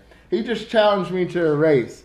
My RSX versus his 48 Pista. And I'm going to tell you, I'm going to take you up on that, but I can't do it right now, man. I ain't got the proper clutch or whatnot. But we'll get a video of that, and I'll let you guys see how a 600-ish horsepower RSX does against a Pista with a Novatec exhaust and some change. Well, that'll actually be a good video. And you know what? We might have to. Tori just chimed in. We might have to Tori put. Johnson. We might have to put that on ProNitrous. Mm. We might have to let that go on ProNitrous' YouTube. Although there ain't gonna be no nitrous car in there yet. So we'll throw a little shot on here. So I We have do a turbo question. cars as well. I have a We just question. don't tell people. I don't know if it's a thing. Is there a rivalry versus with K series versus B series? Hell yeah. That's a big. Oh, okay. yeah, all day. I don't know. You know, honestly, so- a lot of guys All do day. not say. A lot of guys. By the way, Jonathan Schultz, another serious fabricator. Your 240 over here. He's got a nice Volvo himself, but he's a Charlotte boy. Does a lot of fab. Everybody needs to know who Jonathan Schultz is. I don't want to hear any excuses. It ain't about the car, it's about the driver. Hey, man, if this thing will hold boost past 4,000 RPM, I got you, baby. So why K and not B?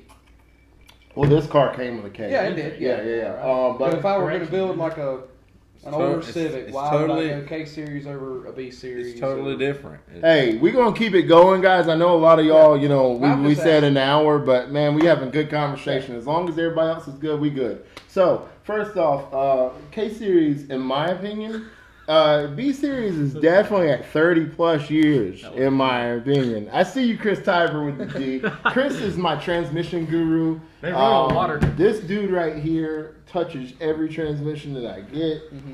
He built me a Derek Stewart. really nasty all-motor Daniel trans, and thank you, Chris. Anyway, Sporter. no, K-Series, in my opinion, the motors handle a lot more stock. I know that everybody who wants to stay stock, but Yeah. I mean, if you can stay stock and make 600 horsepower with a turbo kit, Right. that gives you a little bit more money to worry about suspension and whatnot.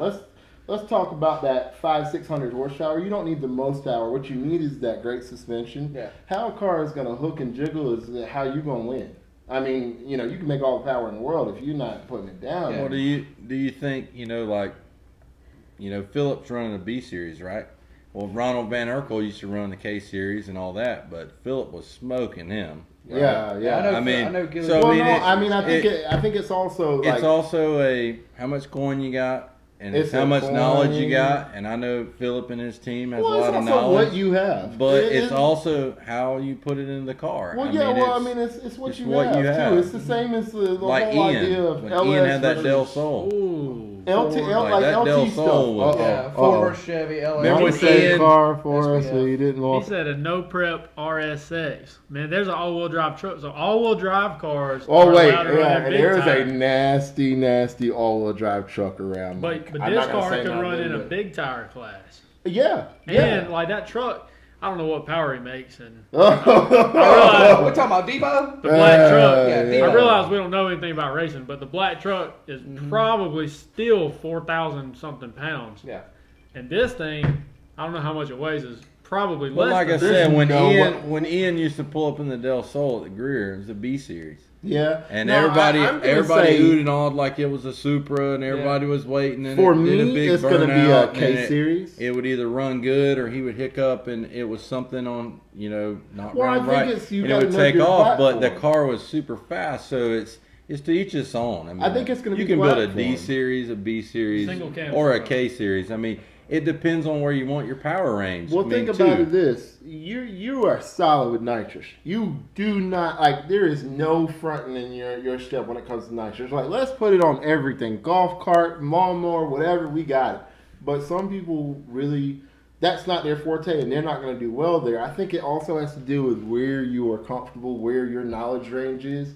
I know the K series up and down. But they're chain driven, so B series is belt driven. Yeah, but that doesn't So mean that it- the K series is going to be better Right. because that B series car, that guy who's tuning that B series car, that's building that B series car, you know, you may get more longevity out of it. You may make more power with a certain combination out of it than the K series is going to handle at this time.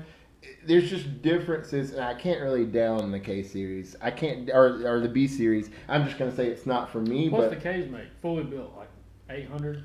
So you can take an all motor well, K and what- off the what line. all, like turbo? Yeah, like if Philip put a K in his car, what would it make? Yeah. We know what it He makes. could make 12 to 15. That's But and you reliable. can make exactly the same with a B series, and at that time, you're not really going to be reliable. Now, I am going to say under Right. 1,000 horsepower, between 700 and 1,000, a K series is, in my opinion. And you guys can argue with me with this all day. I am open for all this smoke. Paul, Do you have you- stock ignition? I will say K series between 750 and 1,000 horsepower is 10 times more reliable than B series, no matter how you look at it. Tuner, builder, whoever, let's debate that. Paul Piro, that guy right there, one of the best track. If you're going to a track with a serious car and you're going to run a Honda that's an 8-second to 7-second Honda, Paul is the guy that you want in your. You want him as one of your 3 guys in your camp. Your car's going to run. It's going to run consistently through rounds. It's going to make the round. It's going to be up to you to run it, but your car's not going to be down between rounds. In fact, I got a good story about Paul. The first time an import ever won import versus domestic at MIR. We're on the line. It's 12:30, 1 o'clock. It might have been even later than that. I was in Maryland with Chris Miller and Paul, and at a time that was what was called NRG Tech. And it was 2010. It snowed that week. I mean, it was cold as hell. We get up to the line versus East Coast Superchargers. And I feel like it was a twin supercharged. I know that's a weird setup, but twin supercharged Corvette. We went one round, and like for some reason they called the race back. Well, on that round we hurt Chris's car. I can't remember if we split the block on the front or whatnot, or if we broke third gear, because you can see the run. I think on the run back he broke third gear, but the block was touched up, and we go back to the start line, and we get another pass in. Mind you, that week we went 830 at like 180 something miles an hour, so 178, 180 miles an hour. 830, 2010 in a Honda B Series car. We were talking about B Series versus K. B Series car. Paul, man, I was sick all week because I went out for Chris's birthday that Friday night, and we ended up getting real sick. We got in a fist fight with some guys in Baltimore. Stuff here nor there. But, that was the first time an import ever won that event for, I feel at that time that class was called Street Fighter. And that was what the series class. motor was it? It was a B series. B series. Right. But it wasn't So- like a So B was series. it, was it a dog box transmission or Oh, was I it mean, a it normal was transmission? it was hands down one of the most built Hondas of that time that was ever. I mean, it ended up being for a while it was the fastest Honda out. NRG Tech was extremely known for that, and Paul was definitely on the line for that. But I had seeing his name, I just thought about that story, and I was there. I was flown up to do media the whole time, and wow, what a trip, man! We left New York Thursday night. We get to Maryland at 3 a.m. Sorry, 5 a.m. Me and Pepsi, who owns JBR race engines. If you guys see any Honda racing, you know what JBR is. They build some of the fastest engines out right now. But Pepsi, we went down. We got there. We sat on the line for about an hour. We slept for an hour in the car or in the truck. And we were pulling like a convoy. There was like 6 cars with us. There was Pepsi. We were taking down an all motor car. There was Chris Miller's car. Feel like, and I could be wrong with this, but there was a number of cars with us. But we also had Paul Major's Corvette, if you know Radial Tire versus the World. Chris Miller was the tuner of that car at that time. And, that car went like a 630 that weekend in the quarter, which on a Radial Tire back then, you were in the quarter. Rolling. I mean, I feel like that was a 4-1 pass. He ended up doing something against David West, I feel like it was. He had an orange 4i Mustang, Radial Tire guy back in the day. But all the Radial Tire guys that were doing quarter back then were there. Yeah. But, like we took down 8 or 10 cars, and all of them did records in their class. So shout out to that. That's just another piece of I got stories like that. So many of them. I mean, I got California stories that Jerry built.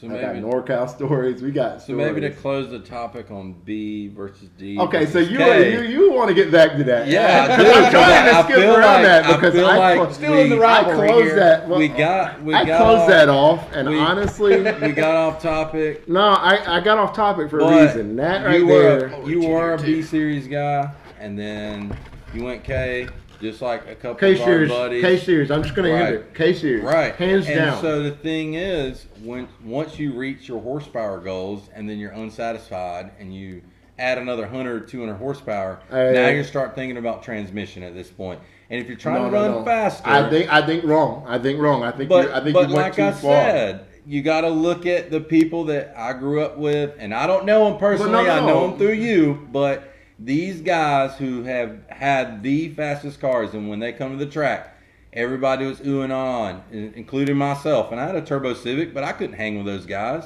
But every time I saw those guys, I knew their name. I didn't know them, but I knew their car. And so when I saw the Del Sol, and I'm not going to tell you who drove it, and I saw the Civic, I knew who drove it. And I loved the fact that they were at the track. And they had two totally different setups. But one had a regular GSR transmission that John Stathis probably built, and then another one had a dog box transmission. So, and that was in the later stages, just through hearsay. But you know, with a K series, do you ever feel like your transmission is going to limit you? Yeah. Hey, I mean, when are you going dog box? I mean, if you're running tell you at a right drag now. setup, K series transmission is glass. Though I did make a sizable amount. Oh, no, I'm not trying to call whatever. Anyway, I did make a sizable amount of horsepower on a stock 6-speed that's been in the car for almost 200,000 miles. So I'll say that's all right. But when you try to make like real power and you're going to be drag racing, so to back you up a little bit, now in my older years, I'm gonna tell you first things first. If I'm doing a Honda build or anything, I'm gonna do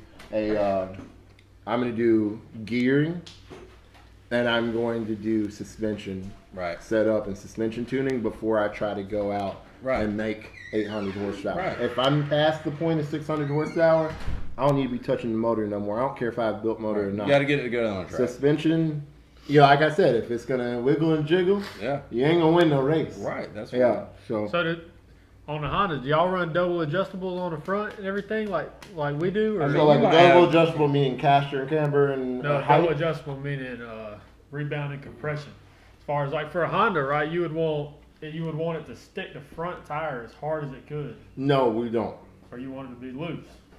So, and that depends on how your setup goes. And Philip, please chime in on that because You would Philip's probably car is going through those motions right You now. basically want it to nose the whole track, right? Like Well, want you to would put say the weight that, on the but front. if you can transfer that weight. I've never had a Honda. Well, no, I'm saying if you can transfer that weight. And Paul, never please had that chime much in. power. Paul Piro. so, Paul Piro, please chime in. You know, if you can make the car move a little bit and not just hop down the track, I feel like you're gonna get down the track faster. I've seen some people set it up like that, where the car will have extended rear trailing arms, trying to lengthen the wheelbase.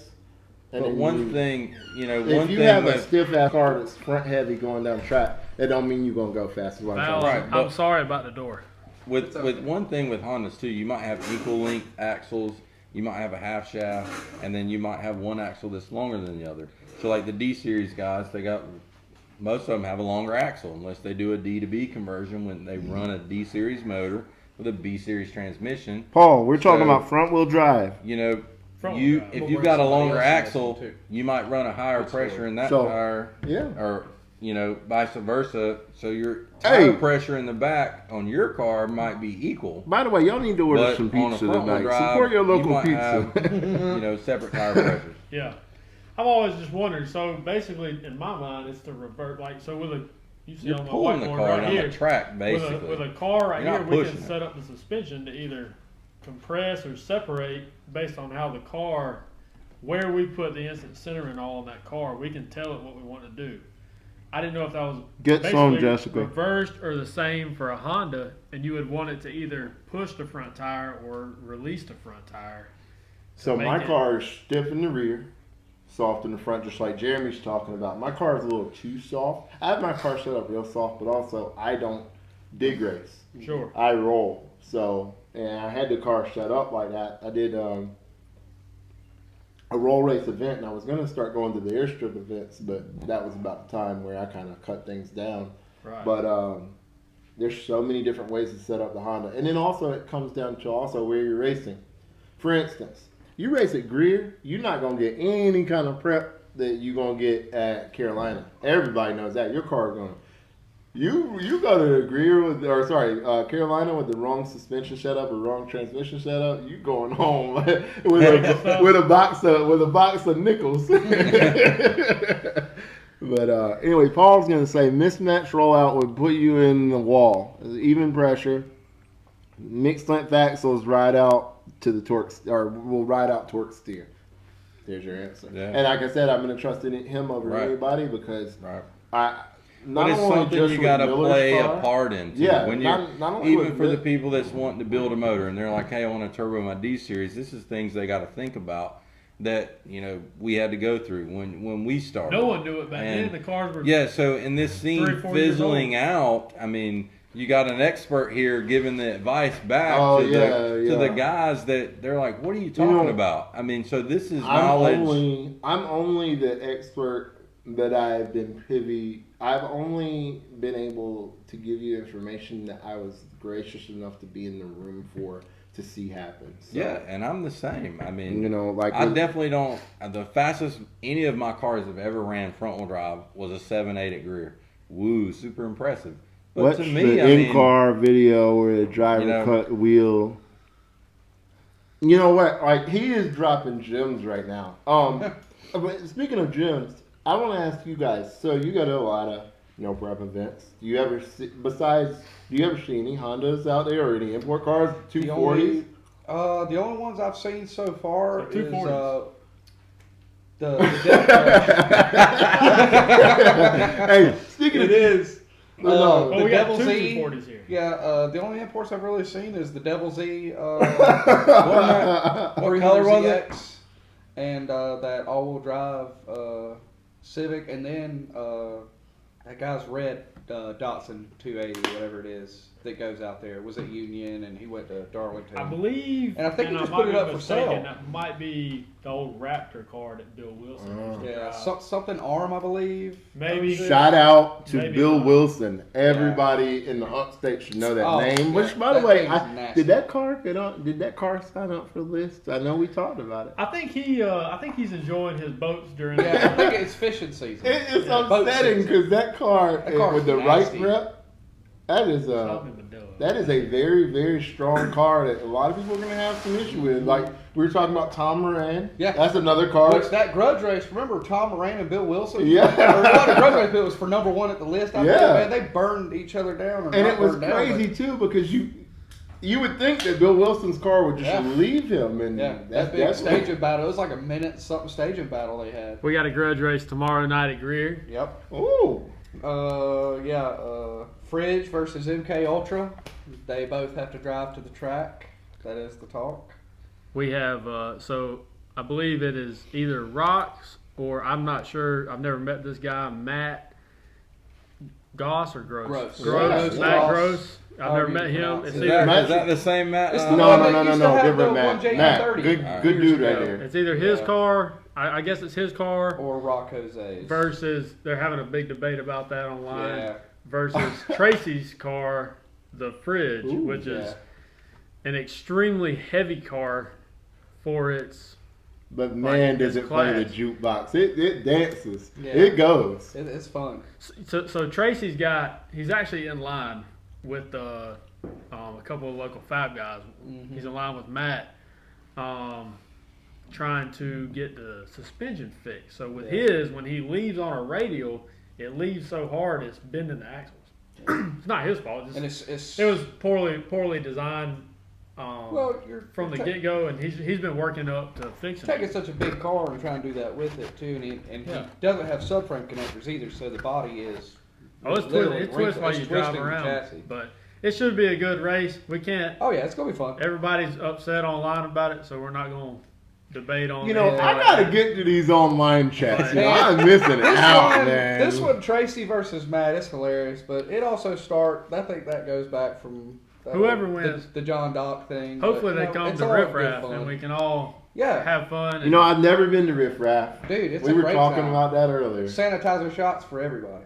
Whew. Oh, we can't talk about that either. We're not allowed to say that. You know, the things that we're not allowed to talk about here, or you know, I do want to bring up something though. So, like, how can I flex a little bit of my talent with my cameras on some of these beautiful cars that will never touch my camera because they, you know, aren't finished. Like, Yeah. I don't need your car to be finished for me to make it what it needs to be. I'm think- just gonna tell y'all now. Close the hood for one. I think one that it's not Derek done William yet. Vetus, ladies and gentlemen. I know one that's not done yet, which it will be here. I would say in the near future. Can I get a list of Another- about 20 or 30 Oh, cars? Another wagon? Ooh. That or you can't Oh, photo yes. in here because. Oh, I'm not usually- worried about it here. usually No. we Throw keep out, it. you need He to do keeps Eddie a closed West's door car. policy. His Camaro, that thing, it just got Whose car? repainted. Eddie West. Oh, The yeah. one that was Hey. in here last week. No, I was wondering because, like, I didn't know that his car's already getting finished. Boy, It's, who's it's, I working think, I on think it's that? coming close, but I know he's doing. Who's his paint man? Because I'm gonna tell you right now, Dayton sometimes Clayton. Dayton Clayton. Yep. DC Customs. I Where's hate, he out of? I think Spartanburg. Yeah. Spartanburg, Spartanburg. Redmond, something like that. Well, I hate thinking about paint sometimes. Like, I got a great painter, but you know, like, Oh, you like remember just those the, days we went through that? just the idea of like waiting time. I understand you get what you pay for, but like turnaround time on paint sometimes, if you are limited by your paint, like especially if you're like, I gotta have the best of this, then you're gonna be waiting. And I've always hated that. I hated that for Riddler cars. I keep bringing up Riddler because I did a lot of SEMA stuff and I got to see a lot of Riddler cars. And I'll set you up with all the grudge cars that you want. you know what? We might actually see something. And I'm gonna bring a guest. I'm gonna bring a buddy of mine that also works camera, Kyle Barnett, who acts like you don't have a camera. I'm gonna bring him along too. But in a grudge car scene, you're gonna have a beautiful car. You're gonna have a chip or a nick somewhere because it happens. I'm not worried about it. Like, see, these are not You things just I'm can't. worried about. I think the people. So most of my customers. We need to get some rules. I mean, Yeah. spray Most of my paint customers are over grudge spray cars. paint over here. And I don't say. I think you're anything thinking Balls about the over wrong thing, Derek. I think that people will value. Those They want their car to be seen. Right. They just don't want it to be seen in certain ways or circumstances. So Don't like, touch my girl like this. like don't put a tape measure and show them how it's sitting from the ground. Right. Obviously, you know Don't measure the height fender of the car gaps. can tell you a lot. Don't show anything under the hood. If a lot of us have like windshields blacked out, stuff like that, don't be asking to open doors or trunks or anything like that. But as far as a car in an environment or a shop setting, a lot of those guys or track would really appreciate that. Yeah. Because a lot of times people are scared to shoot grudge cars and they don't do it. Well, I Like would me, I say- don't post any pictures of any grudge car that's ever been in here. This guy really don't exist on social media unless you know him. If you know him. I would say if you I want don't to even have my real shoot name on social some media. sweet grudge cars and whatnot, like a lot My of the name guys, is Jeff. The Carolina No Time, the guys that run in those classes like Vendetta, Anthony Sellers, you got They would love it. Tainted Blood, you got Paper Money, you got, Ghostbusters, Jason X. a I lot ain't of gonna those even. guys, I don't even have Mr. to. Bailey, yeah. Gold I'm Mountain. not. I'm not gonna be rude, but also I'm not gonna King be. Kong. I'm not gonna be modest either. Yeah. I don't have to tell you what I do. I don't have to post what I do. I don't have to post samples or show you on who I am. I want to shoot the cars. Let's make something happen. Yeah, but I then want to again- shoot them my way too. But then again, you go to their pit, they'll have the front end. We're going to, Nah, I want to shoot them my way. Oh yeah. So, We're and I going want to to talk Rob's to them. shop. That'd be a perfect. We're going to Rob's shop. We're going next week. I have to ask him. You know, another That's a person. good one to do. You know, another shop I really want to go to is Performance Fab. Matt Smith. Yeah, we got to bring up this Phenomenal bad fabricator. dude. Bad. Beautiful fabrication. Yeah, so this guy right here, you know, I'm nuts over fabrication and stuff like that. Matt Smith is a bad dude. Yeah, for sure. And he is slammed as far as I've seen. Yeah, you know, if you're working on something and you're trying to, right, direct. That's the best thing ever that Brad Mathis has said. Kyle who? Giving you hell, man. We got some time for about one more topic. What y'all really want to hear? Like you can before I tell, make the decision. Hey, well, Give I us one like story. it. Let's hint on this for a second, man. Let's talk about that. Can they see it? Yeah, I guess they Can we pause that topic for a second just to quickly skim over this, baby? Kyle said he's just some ricer. Kyle, Barnett. We know. Barnett. But hey, Kyle We know. Simpson, he You're- might have 20 cars that you don't know about. Yeah. They gone tomorrow. Fact. So, Before you find that topic, I want to see what you're talking about with this manifold because we got it here. So this is, from what I understand to be, I'm not trying to offend anybody, I believe this is the first ever plastic factory intake with an annular dry nitrous setup on it. That's a lot of stuff. So annual, most of them go in the side as a wet kit, come up over the fuel rails. A good friend of mine, we all know him, Mr. McLean, helped me basically mold metal inserts into there, and we turned it into a dry annular style nozzle, similar to what we would do on like a big block intake with 10 AN fuel rails. And then it's going on the Volvo back here. So we will hit the Volvo. It's not a grudge car. We hit it with about 400 on a stock truck motor. It's so funny the way he modestly says we hit about 400 on a stock truck motor. A smooth 400 to it, and Not a big deal. that's all there is. But because it's most of the time people on aftermarket PCMs have a different style plane intake where they got like a 4150 carburetor or something. Yeah. Y'all, it's just a big old like 1980s technology thing. But for this, we got a Holly, so we're able to add the fuel through the injector. So we'll have like big, Bosch 210s in there, and we'll dump 400, horsepower worth of fuel in additionally through the injector. I know a certain individual that works over at Holly. I'll have to show them that. Yeah, it's a pretty. So that's the same intake that's always been on the car. It had Brian filled it in where we had the other nozzles drilled. We got rid of all the wet kit, and that's the same solenoids that was on it before. It's just a dry kit now. So a nitrous car in a world of turbo cars, just trying to be relevant. Hey, by the way, shout out to 30 people who have literally rode with us. Still watching. Like I feel like I got to hang out tonight, man. I don't know. Like I'm gonna have to get out of here soon when we finish this last topic. But I'm gonna tell y'all ride or die right now. I hope to make some T-shirts or some stickers or something. Yeah. Because y'all That was out here stunning showing band-aids. out. So yeah. So what's your dig deep for that last topic? Because I know you got something that you're sitting on. I don't care what it is. I'm either. unsure. What I really want to know is your most favorite thing you've ever created or memory just made in the automotive industry. Looking back, I don't want to say anyone's age, but we've been in it for a while. I'll say my age right now. I'm 39 and I'm still growing. And we've been doing it since we was 14. Yeah, So- honestly, I got car magazines from when I was a kid, and I always wanted to build a car that was in them. And then I got into them more and more, and my favorite thing I'm going to say right now, hands down, is my magazine career. That is absolutely my favorite thing that I have done with magazines. I'm so thankful.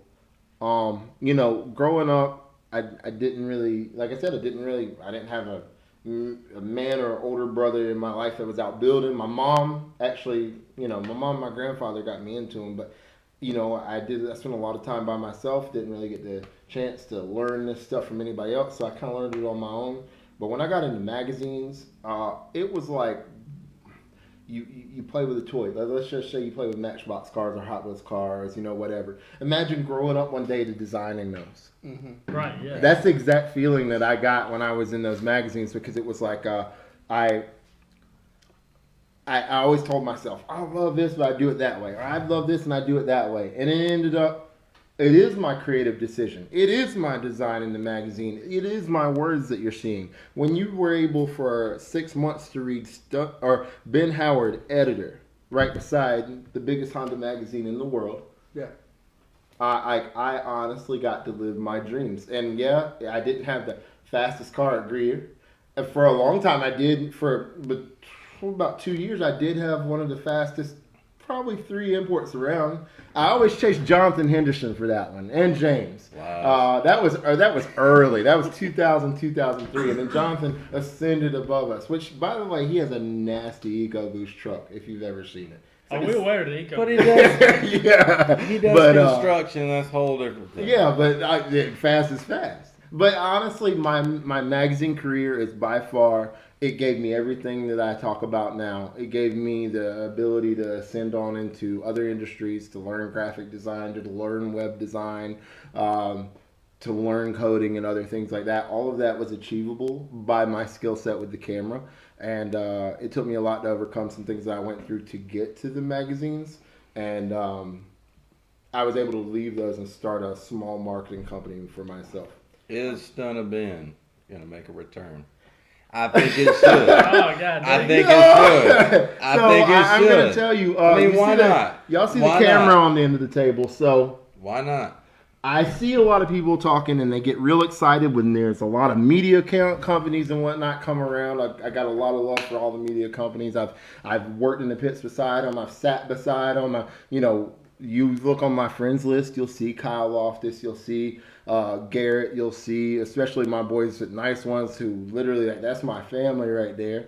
You'll see That Racing Channel's Javier. You'll see all these people on my friends list. But I feel the upstate, and shout out to anybody in the upstate that's doing, or especially North Carolina or Georgia that's doing their own media companies. I have long said we need one more, but as we all say, support is a bitch around here. If you're not letting me shoot your car, if you're not letting these other media companies shoot your car, And paying for it.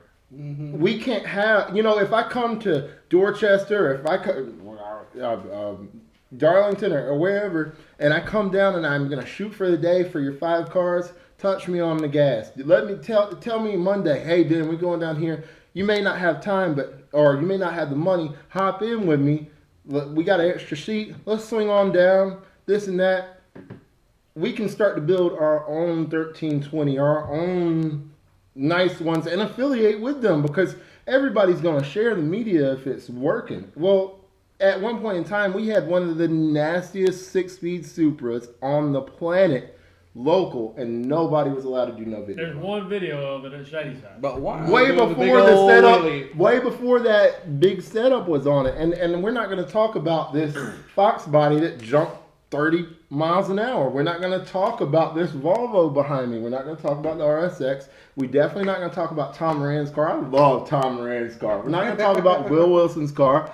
The Wallace boys have a whole compound of stuff. I think we're going there next week. So wanna go there next look at and I literally just blurted out some stuff, but we have so much around that we could have our own. I'm sorry for the lecture, but we could have our own media that we're sharing around with other places, and it's going to be good for business for Greer, for ProNitrous, for whatever you may see from me, whether it be Juice Visuals, which was a flop. Yeah, I said that I flopped at some things. I'm not afraid to say it, but we could have something where we all can eat from it more. And if we have something around like our own 1320, we don't have to shape media to fit the narrative like certain people do. Whether you're in Chicago, Midwest, you got King of the Streets, or you got Cross No events, or you got down south stuff with Ducks events, or even way down where you got Victor's events at Bradenton. Shout out to Victor, man, by the way, man. Victor helped me out a lot through the years, man. Shout out to that guy. If you're ever in Florida, if you're ever going to go down to event, go to Bradenton, support that dude, man. But honestly, and it's definitely support Nice Ones. Once again, man, without Nice Ones, I wouldn't have came up more in video because I learned a lot. I was watching their YouTube videos. Man, YouTube videos of them way back when I was they in were like high school. they were the premise, in my opinion. Besides Mischief, they were the premise of street racing on the net. I mean, they've done stuff in Philly. They've done stuff in Carolinas. They do stuff at the... So Tyler was a part of that, DeSantis. He was a part Yeah. of the Nice Ones thing. Yeah, and honestly, so many people, and they know everybody. Julian knows everybody, whether it be, Hey, by the way, I'd love to see a certain race. Larry, when you heal up, I want to see Larry Keys versus Young Stang. I think that, and if y'all don't know who Young Stang is, do your research on the net. He has the baddest, one of the baddest, and a lot of people will say this, he has one of the baddest small block Fords out, period. That thing's nasty. Right. Real nasty. But yeah, Ben's going to make a comeback, and I would love to do some media with you guys. It's going to be a hard process. Mm-hmm. You cannot make something like that overnight. The design, everything.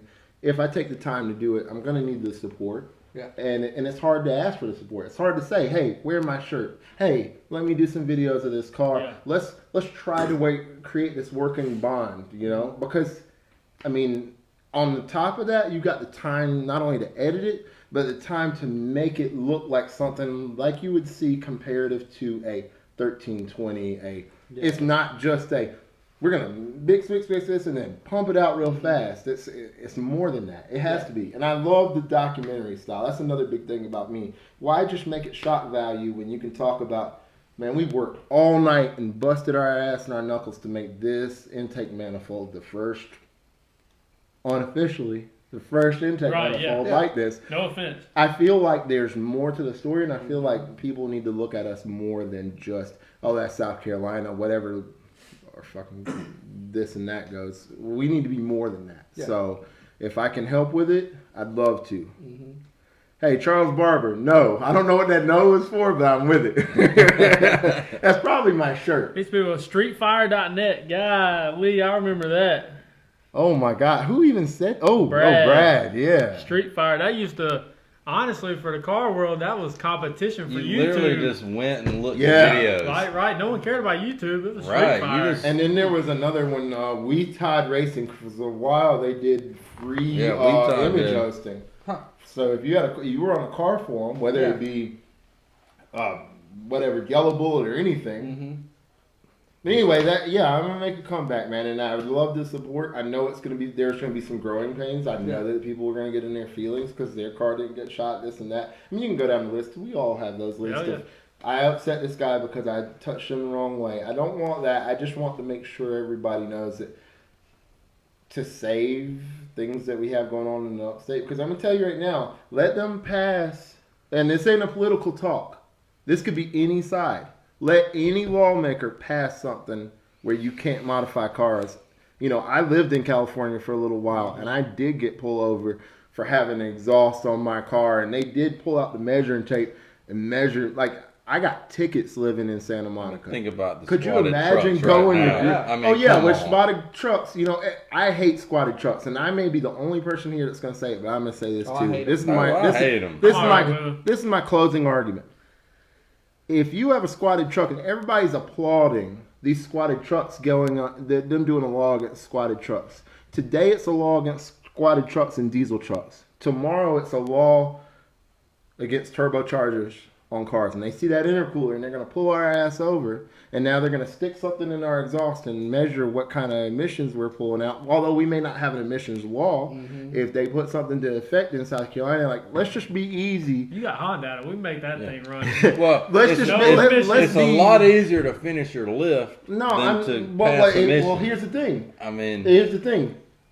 You just said I have a Honda. That thing runs 17 But just imagine what the trucks are going through now when they pull it over and say, you got a bully dog. They're not even going to care about whatever. They're going to be like, so you're going to get this street because you got this section ticket. Sure, yeah. And I want to stress, applaud these shit-ass trucks getting pulled over and whatnot and outlawed. If I upset y'all, my name is Ben Howard. But honestly, let's not applaud it to the point where today it's them, tomorrow it's us. Because I'm going to tell you right now. It's so boisterous. Where's their headlights going? How do you see? It's so close. It's all for the Instagram lights. Yeah, but just imagine. But imagine at night. Imagine they see a Hellcat coming down the road, and now they're going to pull them over because they've got illegal mods. Yeah. There's certain counties that I had to drive around on the 15. If I'm going from San Diego to LA, there's certain counties right above Temecula where I didn't even want to drive. Yeah. So pretty much you got to have stock wheels like the Volvo here. And You just ride around in a Volvo. Y'all see what's going on in Atlanta with all these bitch ass takeovers? Hey, so you better sell your wheels, Ben. You need some stock and check. So people are getting in and doing the Use some takeovers. ITR wheels So on there. now there's a noise ordinance in Atlanta City, and if you have a modified car in Atlanta City, you are being harassed. If you're in Atlanta right now, give me a shout out on that, because you honestly, and I'm looking at the comments, but if you're in Atlanta right now and you have a Dodge, you know, you are being targeted. I've heard they're after them in Mooresville too. Yeah, honestly, be easy with what you're doing right now. You're modding. Support your tracks, because that's where you're gonna build your YouTube. You're not gonna build it on the street doing takeovers. You're not gonna build it on the street going 180 miles an hour without showing it at least. Mm-hmm. You know, support your track. Support your track. Even if you don't go out there and run, right? Go out there. I know if you got a 600 plus horsepower car, you know somebody in your circle of 5 friends that's out there at that track talking shit. Go and support them. And so Darren brought this up last week. The people that you've seen or have been seen out here for 15, 20 years and have now evolved into the level that Darren's at, you know, running low 4s to these type cars. Darren nailed it. If you think that they're scared to talk to you, they're not. Like they would love to have you just come up, talk. If you take pictures of their car, I've got pictures on my wall that I bought from media companies. Mm-hmm. You got to buy them. You know, we don't expect anything for free, but then people, they enjoy to talk about their cars, especially at that level. Yeah. You think, then there's some people at that level, their ET and ego gets confused. No, But yeah, man. How at they that got level, there. they've got so much money in it. That's their life. And if you ask them, hey, can I get 5 minutes of your time to talk about it? You'll get 30 minutes. Yeah, I mean, they got You know what they I got mean? more in their love it. car than most people in upstate have in their house. No bull. Especially their That house is down a joke. And the motor. Yeah.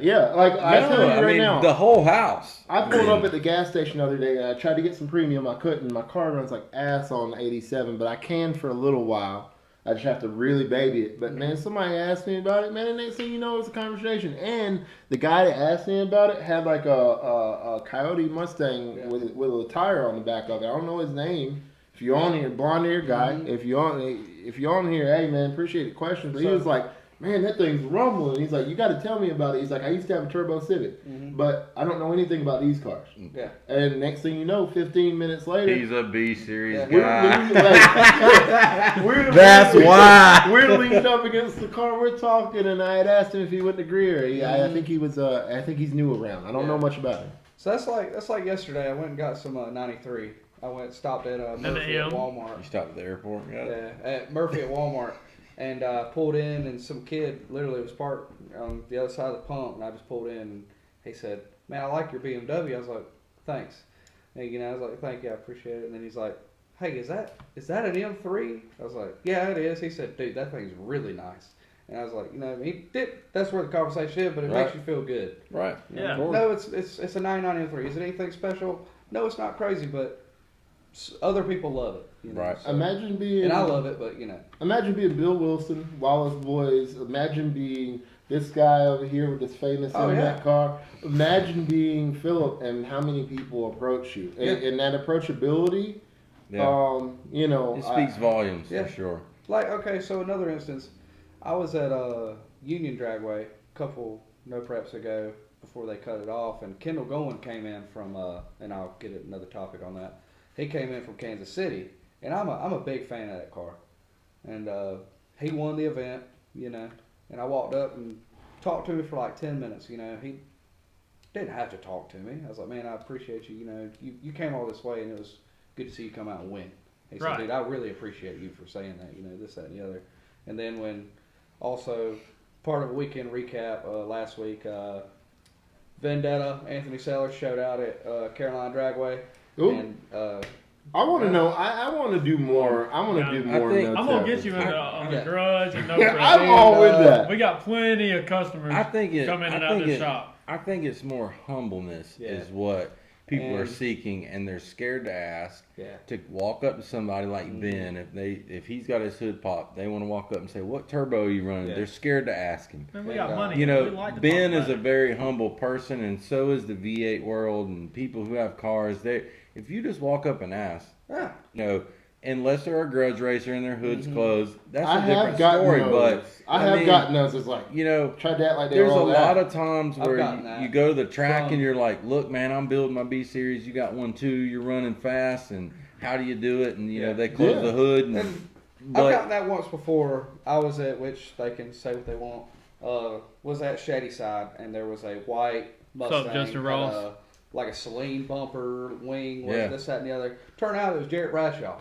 And I never Oh. knew who he was. In a Wow. white car. Yeah, in whatever he called it. But By the way, and I y'all was like, 30, dude, that, I man. thought that car, that thing Still. looked- There's Like- still 30 on it. So, We're trying to close out, but they So- still you want talking it. about like Bradshaw Greer? no, Jarrett Bradshaw. He's up in Denver. Oh. I know what you're talking about. I know what you're talking So about. went up to, and dude, I fell in love with the car once I saw it. Good price on the car you it- sold, by yeah. the way. Yeah. I thought Killer. the car looked good, ran good. I mean, dude, I was like, man, that car is so awesome. So I walked up, you know, he was at his pit. I was like, man, I really like the car, dude. It was looking good. I mean, you running pretty good times, you think? He's like, I was like, oh, so he didn't want to tell me. You know, I was like, dude, I'm not a grudge racer. I don't care what you're Right, running. we're not I about just Well, Right. wanna- in a I no just wanna know time what the car world, runs. they for real in no time. So a lot of my customers Yeah. share stuff with me and expect me to. The only reason that customer is even here is because they know that it's safe and it's not going to be. Yeah. Well, You know- there's you know- also been distributed with times anybody else. I've came over for a beer, and he's told me, he's like, hey, you can't even come in the garage.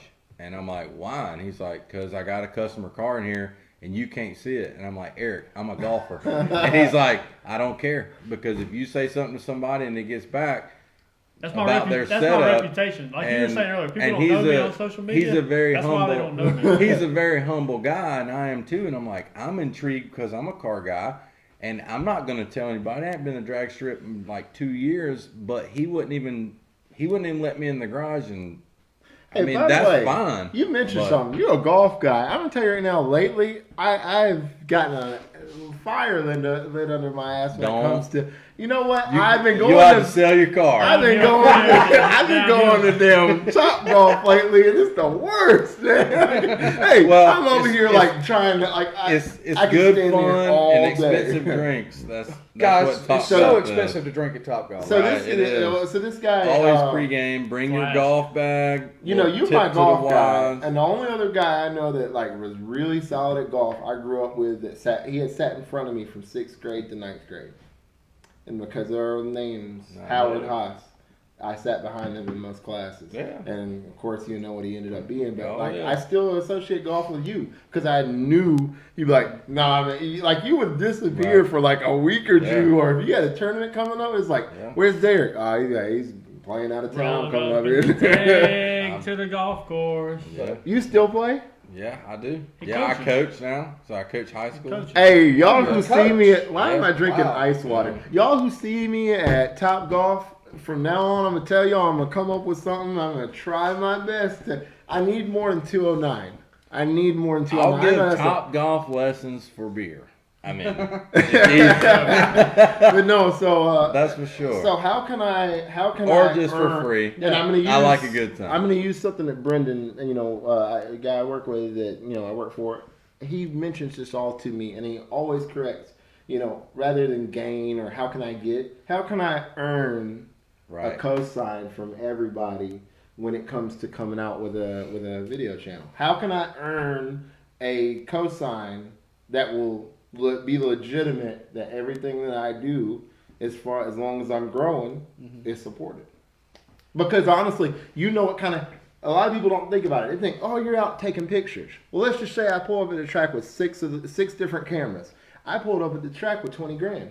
I pulled up at the track with a 8-second Honda is what I just pulled up with. Yeah, you got to. This car made it to one no prep race in the last part of last year. Just one. And that photo, man. Just one. And it had very unfortunate events. The car has never had issues. Of course, first pass we had issues. And as soon as I got back home, the first thing I did was I messaged Corey and said, "How much for that picture?" He said, "What you want to?" Charles Barber. He said, "You want a picture like this?" And I was like, "I want the biggest picture you can give me. I don't care. Just send it. The best thing that happened Go ahead and give it to me." Was what happened. Yeah, but you got to. That's what I'm saying. You gotta take the good with the bad. Like Corey you got drove exposure down. on Damn, a that bad lighting circumstance. That's good. Yeah, that lighting looks good, y'all. He drove down. He took pictures, and for all the other times he did that while I was not there, I'm here in my bed at night on my TV watching video from Darlington last week. I didn't have to pay for it. Yeah. And I didn't have to buy a ticket.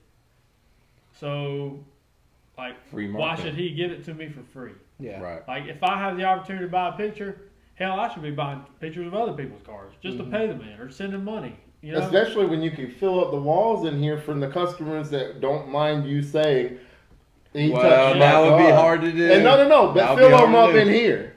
And just be like, there's a little bit of my, there's a little Yes, bit, there's a that little bit is- of my that sprinkle. is definitely your claim to a- fame wall. I mean, We're going to try and get some box cars on here, if you know what I'm saying. I essentially Well, hope to see a YouTube They're not video. circular or- cars for sure. I hope to see a YouTube studio in here. I think that these guys are nailing it. I know that we're about to get cut off. I know that I've drugged these guys over. I've got more topics I could cover. I do want to cover 2 more, but honestly, I hope that everybody supports this. Like I said, I really believe in this, and it's something that I couldn't do. I can't facilitate. I don't have the clientele, I know everyone, but these guys have a great location. They have a great feed. Make sure to support it. Make sure to watch it. You may not watch it as like sitting there on the phone, but throw it on a speaker. Especially if you're out in the garage or you're winding down from the day. If you're on the spin bike, I cycle.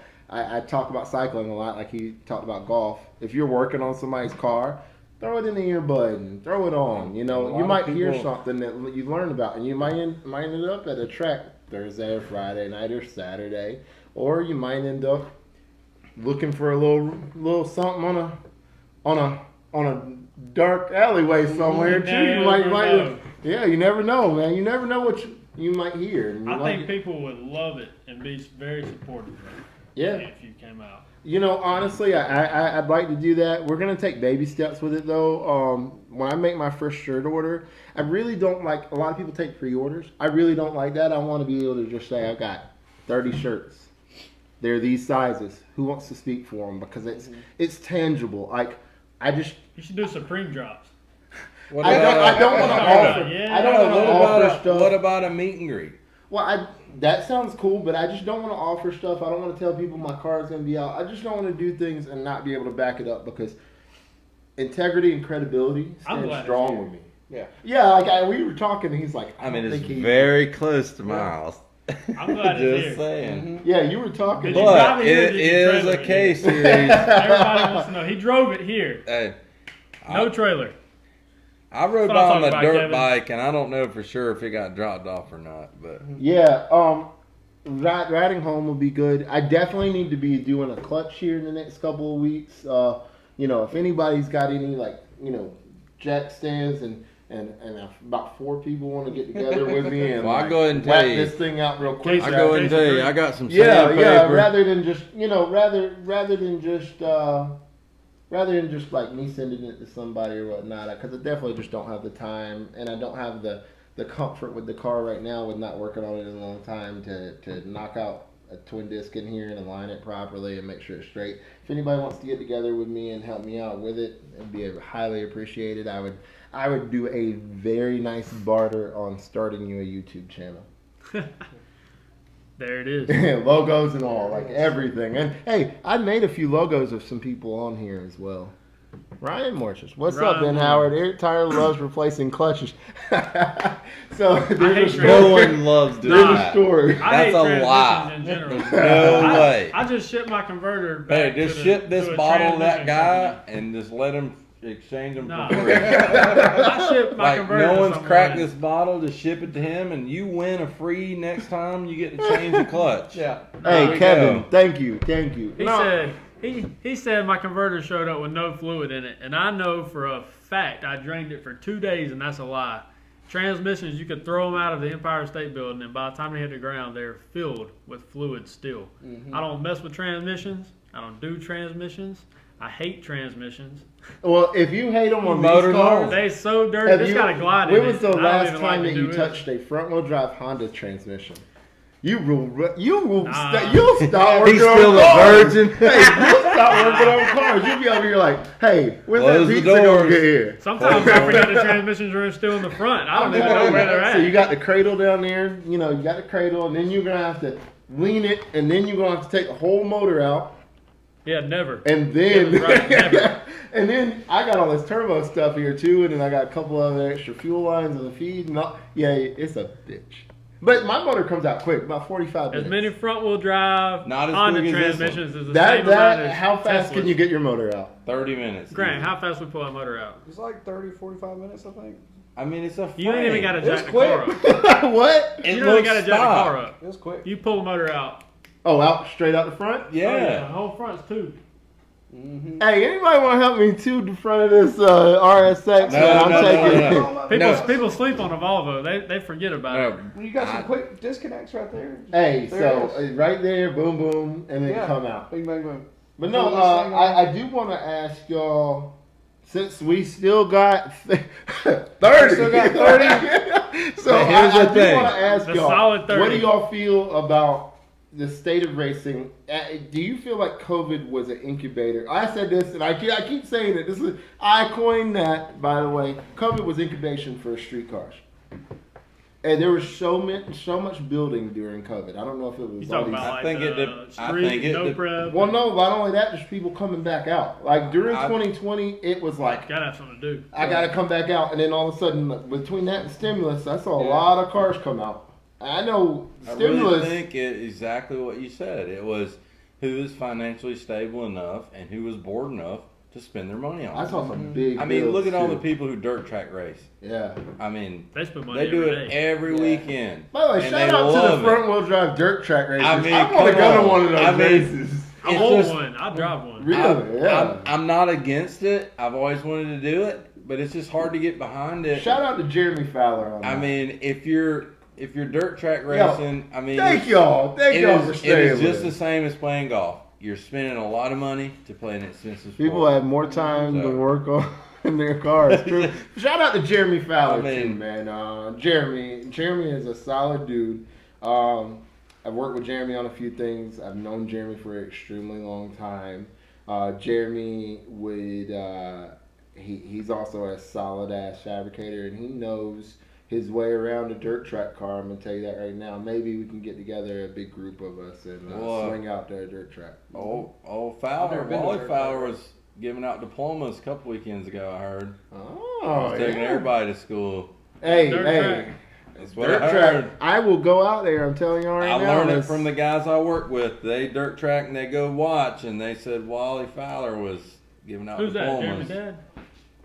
I think Jeremy Fowler might be related in some kind of shape or form. I'm not sure, Maybe. but he's got ties with him for sure. But when he goes to peach season, he doesn't race. So you better get your diploma before he goes to picking peaches. So So Ryan, we're gonna talk argues- about how many or doing times strawberries. or Ryan something. Morris has taken the motor out, putting it back in. Ryan, you should help me with this transmission. Like, Oh, he's good. He's good at that. dude. This guy And he gets does rid it of like a that. car. It'll be 4:00 on a Thursday afternoon. He's got his motor half apart, sitting on the stand. He said, "What are you doing tonight?" "Oh, I'm probably gonna Say, make a can you few. bring me 5 I'm gallons probably gas? gonna make Yeah. a few passes at career in my car." That's like gonna be in, turbo bolted up, back together, running I 5 nines in a swear stick to board. you, I think like I saw one day the car was fully apart, and the next day he posted a picture or something sitting on the line Yeah, at Greer. I was like, it's that Alaska drive. Them people from So- Alaska. man, his Does- skin has got to be leather. Does the I swear. does the Honda have a 2-step on it? The Honda has a lot of Joseph Davis on it. That's It just doesn't all have I'm a- gonna It say. ain't got a 2-step. It's got a PCM that will. It's incorporate. quiet. So is it The tuned on? Honda's quiet. Is it K Pro? It's K-Pro. It's quiet, man. It's basic. I'll start it for you on the live feed right quick. I mean, shit, you know. It's It got ain't a full gonna be- exhaust. Yeah, let's hear it. It's got a full exhaust. Not Shoot. long, 'cause we Hey, die. Yeah, we. Well, crack that exhaust. Listen Or to this crack the garage. Make sure it's in neutral. Yeah, I ain't coming after you. Does that mean it was automatic before? Nope. Boy, It sounds like a Celica.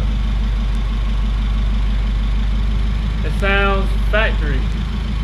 Yeah, Ryan's from Alaska, I think. I don't know if he's from there, but he came from there to here. Well, I know he has some Houston experience. Tell him about that Sam Houston freeway. Let's hear the two-step. We ain't gonna hear the two-step. Let's hear the two-step. No, we can't do How many people want to hear the two-step? I'm you game. I'll crack the garage door. People want to hear it. We ain't gonna do it. We got We got a name for it. There you go. Hey, It's 924. So I hate those crackle tunes. I hate those things, and it will pop and One time. explode. I hate them on BMWs too. One time. He said BMW. BMW people do them Do too. it one time. It's pretty quiet though, man. Sam Houston Raceway and all the byways and the sideways, man. You can't even. It sounds factory. Aside from the big injectors clicking. I just want to hear the two-step. Those are 1200cc injectors. Let's turn this back so I don't want to Kind miss of you. full fuel pump you got? Two Walbro 450s in tank. Woo. Big power. It'll make alright. So we'll have to. So I know we 2 and something hours into it. Yeah, I'm sorry guys. We're Just gonna have to walk cut me you through off. I apologize, but we'll definitely have to have this back again. This is not even like a start of the stories and the events that Ben has to share with us. I got a bunch. You know, I Yeah. do. I want to close it out with one thing. I mean it on this though. If we don't, as a whole group, you know, we don't have to agree on the same thing. There's going to be stance guys. There's going to be drag guys. There's going to be Track guys. whatever those trucks are. Yeah. But Track, as a whole group, if we don't really stand up for like local motorsports and whatnot, the negatives that are coming with it right now are going to hurt us all. I really think that that's the biggest thing. As far as your business growing in the future, a lot of people look at those trucks and say they're crap. Well, I don't see crap. I see I see crap rolling, but I see I just see a little bit too much noise. I is see what a 2010 and up truck with American Force wheels and a lot of money and some Yeah, the but front of the only suspension thing and audio. limiting it is the noise. But they can just you're quieten only it thinking down about that. a little I'm bit. thinking But the about person that did it all today. making money on it. today. Right, They but hold if they don't on. stop making Today they got that. A year from now, they could have. Either one of these. Or you know, honestly, if you got a newer truck like that, let's be real. You got a GTR. You could have a Mustang with a Coyote with a turbo kit on it or something, making real good power on that automatic. I see more because that's only going to last for so long. I got into cars and I only wanted an Accord with a sound system. I didn't care about anything else. Well, the thing is, you're wanting those squatted guys to transition into something. I'm not different. saying Or that they something won't. that Well, I think. But I'm saying is being legally that supported. negative, being that negative. You're where wanting them it's to like, fuck transition off. into something that is we can get away with, is what you're saying, and not drawing too much attention. I think it No, all. I feel like it's going. They are going to evolve. I'm just telling you now. We used to have mini trucks. By By the way, shout out to the mini trucks. I want to see y'all come. You know But what I there's mean? nothing wrong with a You know how mini many truck. People talk crap about mini trucks. But- Mini truck Now is- at it. Look, coming I back. had a Yeah, hard it's body been back Nissan, on. Yeah, but it I'm drew not- so much Dude, my negative buddy Frankie's attention. got a bad But I'm mini not truck. down in it. I'm just. No, no, no, yeah, it's I'm just just saying different that than- like today, that kid that you're picking on Yeah. could be that Ben Howard who's running around with this camera. That's not a good photographer. That has no schooling, and the next thing you could be one of the most published in 2007 worldwide when it comes to import cars. I'm just saying, you could be that. Absolutely. And when you make that change, there's a lot that comes with that change, and it could save what we got going on today. Ben Howard, ProNitrous, Derek may not need that business. Tomorrow, that new kid has stepped over your business, has made his own. Yeah, absolutely. So I just feel like make sure that as we're growing, You're progressive. Eric's thing that he said of make sure that you're approachable and make sure that that person that comes to see you is able to talk to you. Make sure that you emphasize the importance of that relationship, because that kid you may meet, that older guy you may meet, may turn out to be your customer tomorrow. He may turn out to be your new builder. He may turn out to be the person that helps change Saturdays to Thursdays. Yeah. Well, I mean, even in the water business, you go out to somebody's house, you get to talking to them, and you're replacing a water meter. And next thing you know, you're like, "Hey, man, what is that down there?" And they're like, "Oh, you're into Hondas?" I'm like, "Hey, what kind of motor is that?" And then they got slicks on the front. And you're like, "Now you're talking." And you're like, "Hey, I just went out here to set a water meter. This guy's a car guy." And you're like, "Man, you're like 44 years old," and you're like, "You're still driving a Honda?" And he's like, "Hell yeah, I've been driving for 20 years. So it's just, you never know what you're going to run against. Yeah, man. So Ben, I hate. We can cut it. We can cut it. I hate to. It's 2 hours. I can't believe it. This is long. 2.5 hours. And they were solid, man. Like, we gotta do it again. by the way, I'm gonna sneak in there and say that if I could, I would get a GTR right now. Right now, I would get a GTR or a newer Coyote car. I'm telling you, I love it. Coyote cars are. Or a Tesla. Y'all can hate me. I'm seriously, that electric's gonna take over. The first time you can get some electric drag racing, you really gonna roll.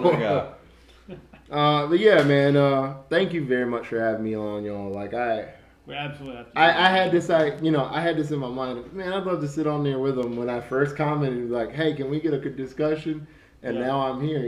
For the next people, I'm gonna tune in. I'm gonna share it. I hope that y'all tune in too. And We definitely need to see your two-step.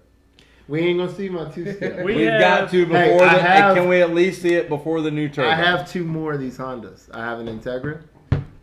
You still got my Nietzsche wheels, them 17s? I have an Integra, and then you avoided my conversation. I also have a 08 Civic Si. Both of those are gonna get some fun. I know they're not like what you're normal. I know they're not what you're normally gonna see on this channel, but man, I love my Hondas. I always will have one. If I start making some money though, you might see a GTR off in here. I'm just gonna tell you now. my Nietzsche's back. Hey, hell, I get a Vet. I get a Camaro. I get a diesel truck. I'm just broke. Well, we're most definitely appreciative.